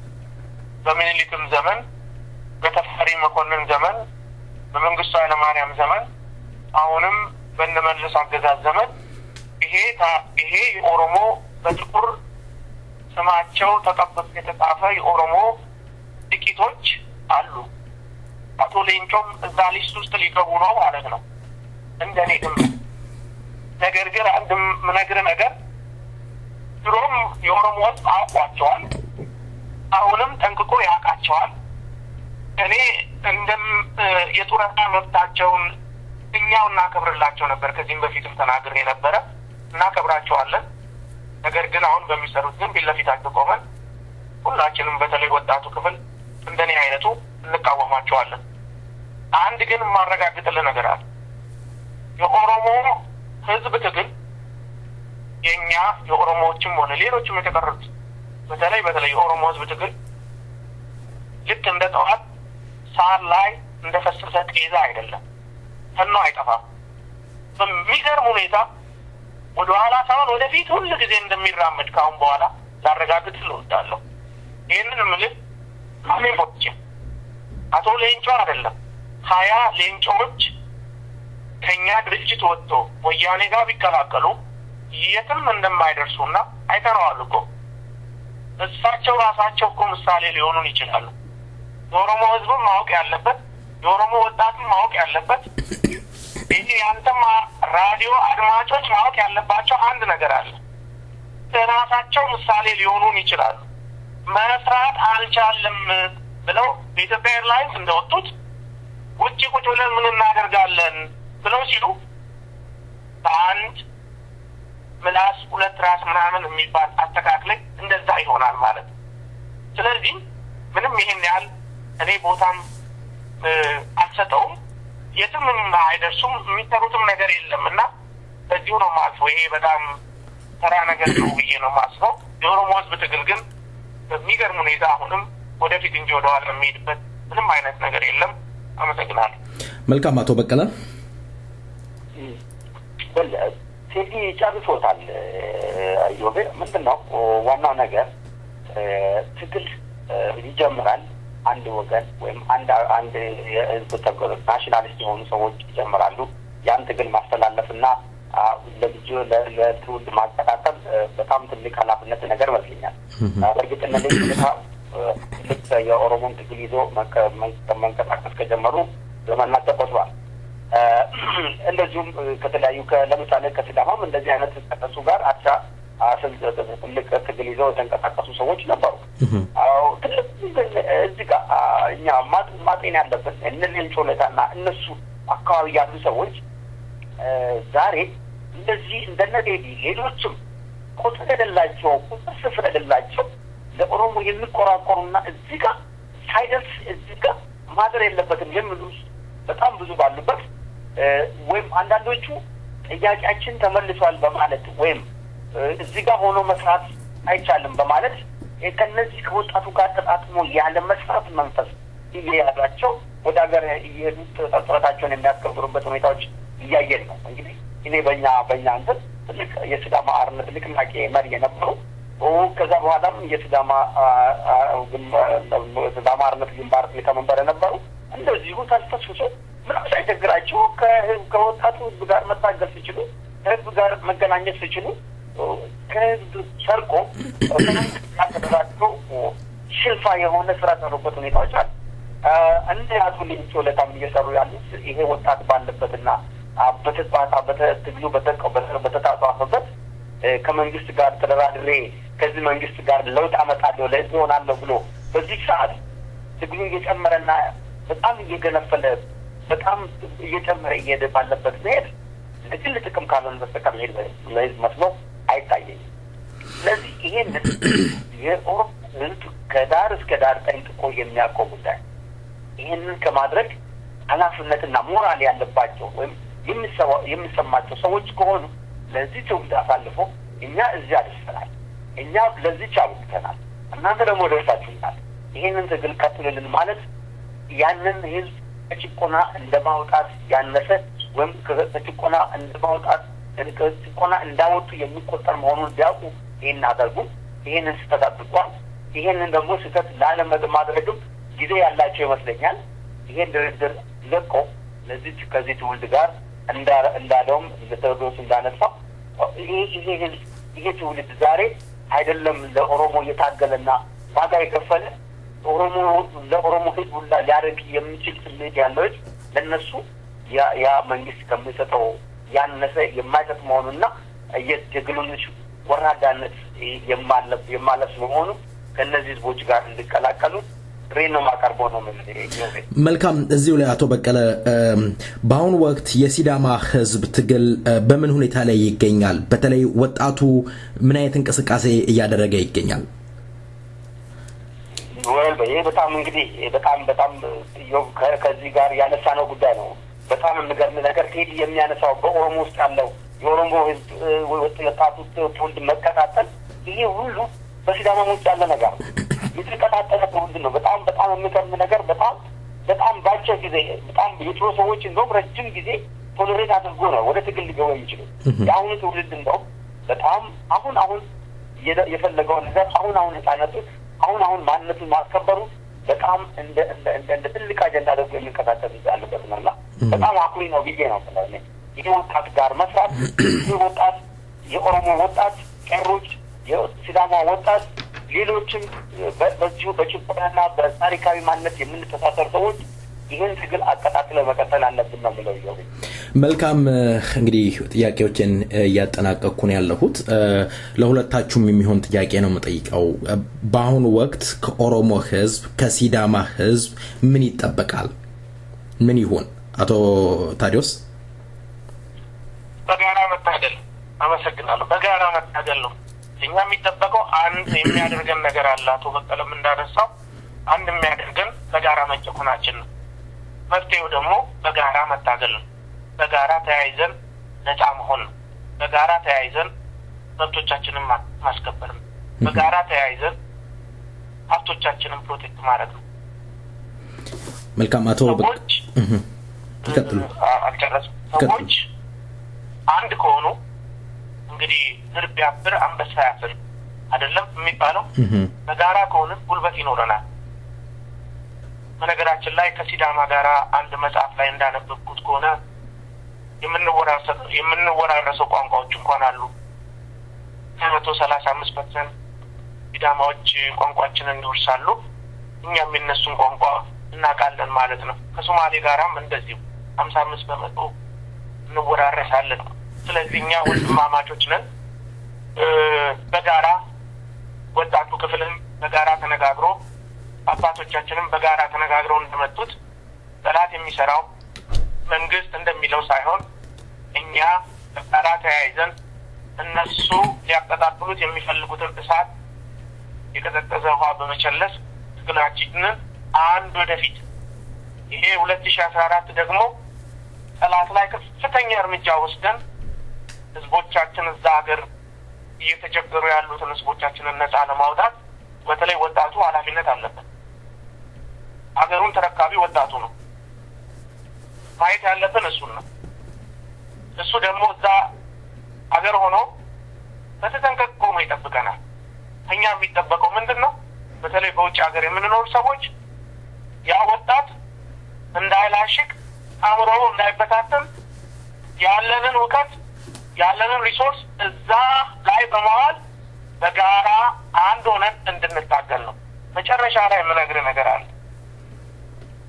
የኦሮሞ አባቶች በተለይ የፖለቲካ ሊደሮች ማወቅ ያለባቸው ነገር አለ። እነዚህ አሁን ኢትዮጵያ ውስጥ እንገባለን ብለው የሚናገሩ አባቶቻችን ትልቅ ትምህርት ሊወስዱ ይገባል። እውነቴን ነው ብለህ ለህዝብ እታገላለሁ ብለህ ጡረታ መብትን ማስከበር እንደማይቻል ልንነግራቸው ይገባል።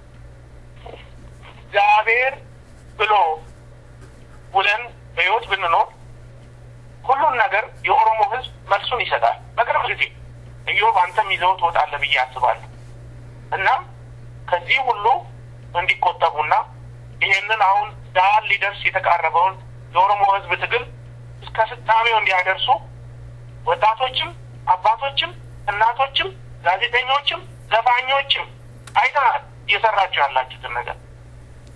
ከዳር እስከ ዳር ተንቀሳቅሰን ከሌሎች ከተቀሩት ብሔር ብሔረሰቦች ጋር የእኛን ትግል ከዳር ለማድረስ መታገል መተባበር አለብን ባይ ነኝ እኔ። መልካም አቶ በቀለ።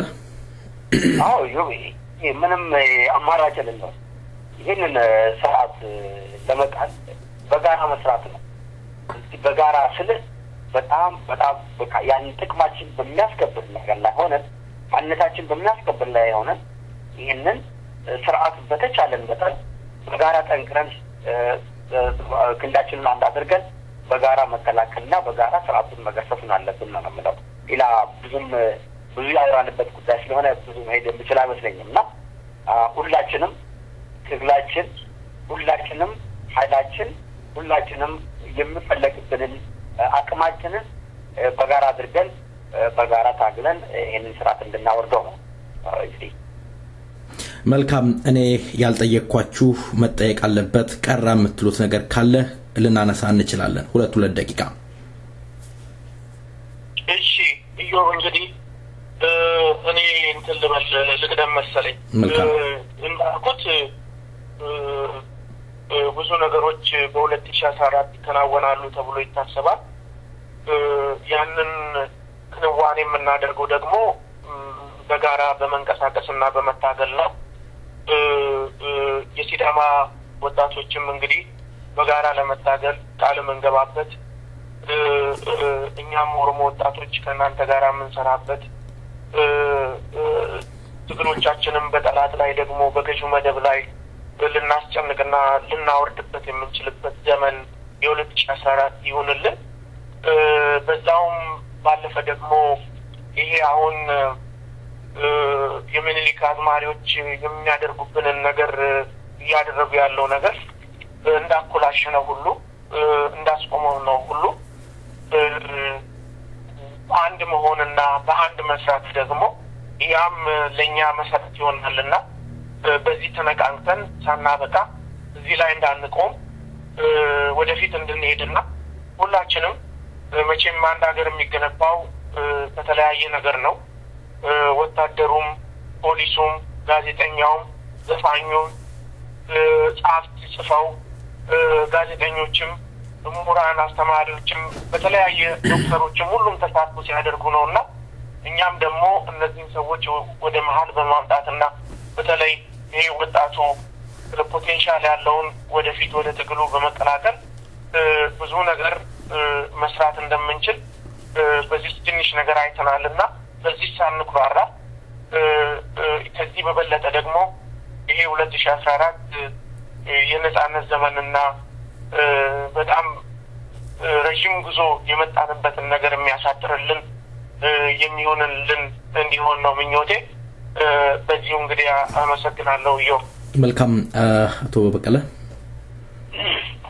ወንድዮ በጣም ጥሩ ነው እኔ ቴዲ ያነሳቸው ነገሮች ነው የሚቀራው ዋናው ነገር ምንድነው መሰለህ እነዚህ ያለፉት ጨቋኝ ስርዓቶች ታሪካዊ መተሳሰራችን የተጨቆን መሆናችንን በተለያዩ መንገዶች በጋራ የምንታገልበትን አጋጣሚዎችን በማጥፋትና እያጠፉ ናቸው ዛሬም ያለው ሰዓት እነዚህ አይነት ነገሮችን ኢምፕሊመንት እያደረገ ነው እኔ በጣም ያንገበግበኝ ያን ያደረጉትን ዛሬ የኛ ነው እንደምከራ ማድረግ ነው ያም ስለዚህ ድሮ በጣም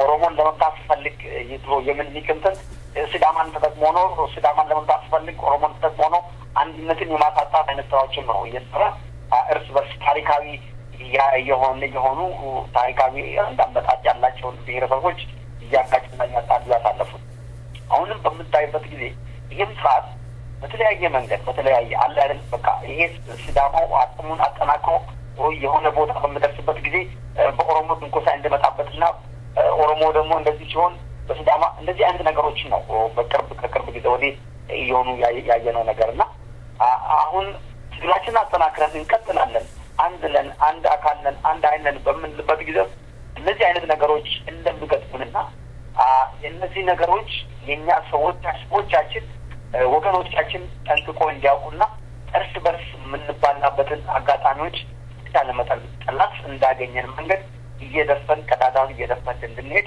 ይሄ ትልቁ መልእክት ሌላው ይሄ ትልቅ ስራ ፖለቲካ ስራ ነው ትልቅ አንድ የመሆን ስራ ነው ትልቅ ራሱን ገንብቶ አልወርድም ብሎ ስልጣን ከተቆናጠጠውና እኛን በዘመናት ለራሱ መቆያ ሊያደርገን የተጠቀመ ሊያደርገን የሚችለው ስርዓት መጣል ስለሆነ ለዚህ በጣም ትልቅ ስራዎች መስራት ያስፈልገናል ወጣቱ ትውልድ መስራት አለባቸው አባቶች ትልቅ ምክርና ትልቅ የራሳቸውን ልምድ መለገስ አለባቸው በዚህ መታገልና ሌሎችም እንግዲህ ከሸሽ የምሉትም ወደዚህ ሆኖ እንደዚህ ነገሮችን እንዲያደርጉ በጣም ትልቅ ጥሪ ነው የምናደርግላቸው ሌላው ያው እንዳለው ቴዲ ትልቅ ፖለቲከኞች አሉ በጣም ጥሩ ፖቴንሻል ያለን ሰዎች ሊኖሩን እንችላለንና እነዛን ሰዎች ከያለንበት ከተለያየ ቦታ እየሰበሰብን ለሀገራችን ለህዝባችን የሚሆን ነገር ብናመነጭበትና አለ ህዝባችንም ሆነ ነገር ኮንትሪቢዩት የምናደርግበት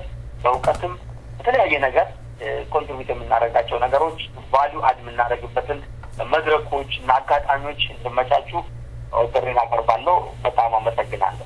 አቶ በቀለ ዋዩ እንዲሁም አቶ ታዲዮስ አብዲሳ ጊዜያችሁን ሰውታችሁ ወገኖቻችሁ የሚያነሱትን በወገናችሁ ላይ የሚነሳውን ጥያቄ ስለመለሳችሁ በሰይፈ ነበልባል ሬዲዮን ዝግጅት ክፍልና እንዲሁም በአድማጮች ስም ከልብ አመሰግናለሁ። እግዚአብሔር ይስጥልን። በዚህ ዜማ እንሰናበታለን። ለማይስጥልኝ የኦሮሞቹ ሐዘን የኦሮሞቹ ለቅሶ ሊረሳ አይገባም። እንደ ደቡብ አፍሪካ የእርቅና የሰላም ጉባኤ አድርገን ይቅር እንባባል። አድዋም ታሪኬ አኖሌም ታሪኬ አንዱ ብቻ ይዤ አንዱን ለማልማት ትቼ አንዱን ብቻ ይዤ አንዱን ለምን ትቼ አድዋም ታሪኬ ታሪኬ ታሪኬ አኖሌም ታሪኬ ታሪኬ ታሪኬ አድዋም ታሪኬ ታሪኬ ታሪኬ አኖሌም ታሪኬ ታሪኬ ታሪኬ አንዱን ብቻ ይዤ አንዱን ለማልማት ትቼ አንዱን ብቻ ይዤ አንዱን ለምን ትቼ ባለውለታዬ ዋለልኝ መቆ ለወገኔ እንዳስብ ከለቀልኛ የወገኔ ቁስል ይገድለኛል ለኔ የወገኔ ታሪኬ ነው ለኔ የኦሮሞ ታሪክ የደቡብ ታሪክ ታሪኬ ነው ለኔ የሶማሌ ታሪክ የአፋር ታሪክ የጋምቤላ ታሪክ የቤንሻንጉል ታሪኬ ነው ለኔ አንዱን ብቻ ይዤ አንዱን ለምን ትቼ ለምጅሶ ዲጋ ታሪኬ ታሪኬ ታሪኬ ሮባ ቦታ ታሪኬ ታሪኬ ታሪኬ ሱማ ኩሶ ታሪኬ ታሪኬ ታሪኬ ንጉስ ጦና ታሪኬ ታሪኬ ታሪኬ አህመድ ኢብራሂም ታሪኬ ታሪኬ ታሪኬ በላይ ዘለቀ ታሪኬ ታሪኬ ታሪኬ አማን አምዶም ታሪኬ ታሪኬ ታሪኬ ሀየበ ቀራያ ታሪኬ ታሪኬ ታሪኬ አድዋም ታሪኬ አኖሌም ታሪኬ አድዋም ታሪኬ አኖሌም ታሪኬ አንዱን ብቻ ይዤ አንዱን ለማለት ትቼ You have a limited time to stay on earth. You must try and use that period for the purpose of transforming your country into what you desire it to be.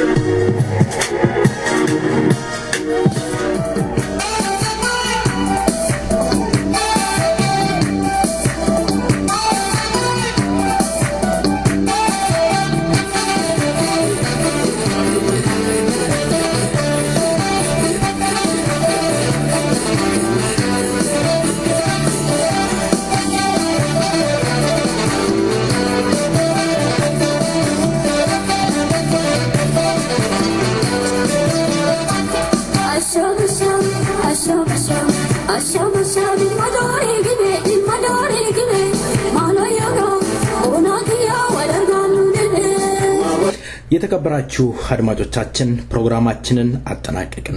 የቀረን የጀመርነው የተወዳጇ ድምጻዊ የሜቲ ጀማማን ዜማ ወደናንተ አደሰን ደና ሁኑ ብለን እንሰናበታለን። እስከ ሳምንት መልካም ሳምንት ደና ሁኑ።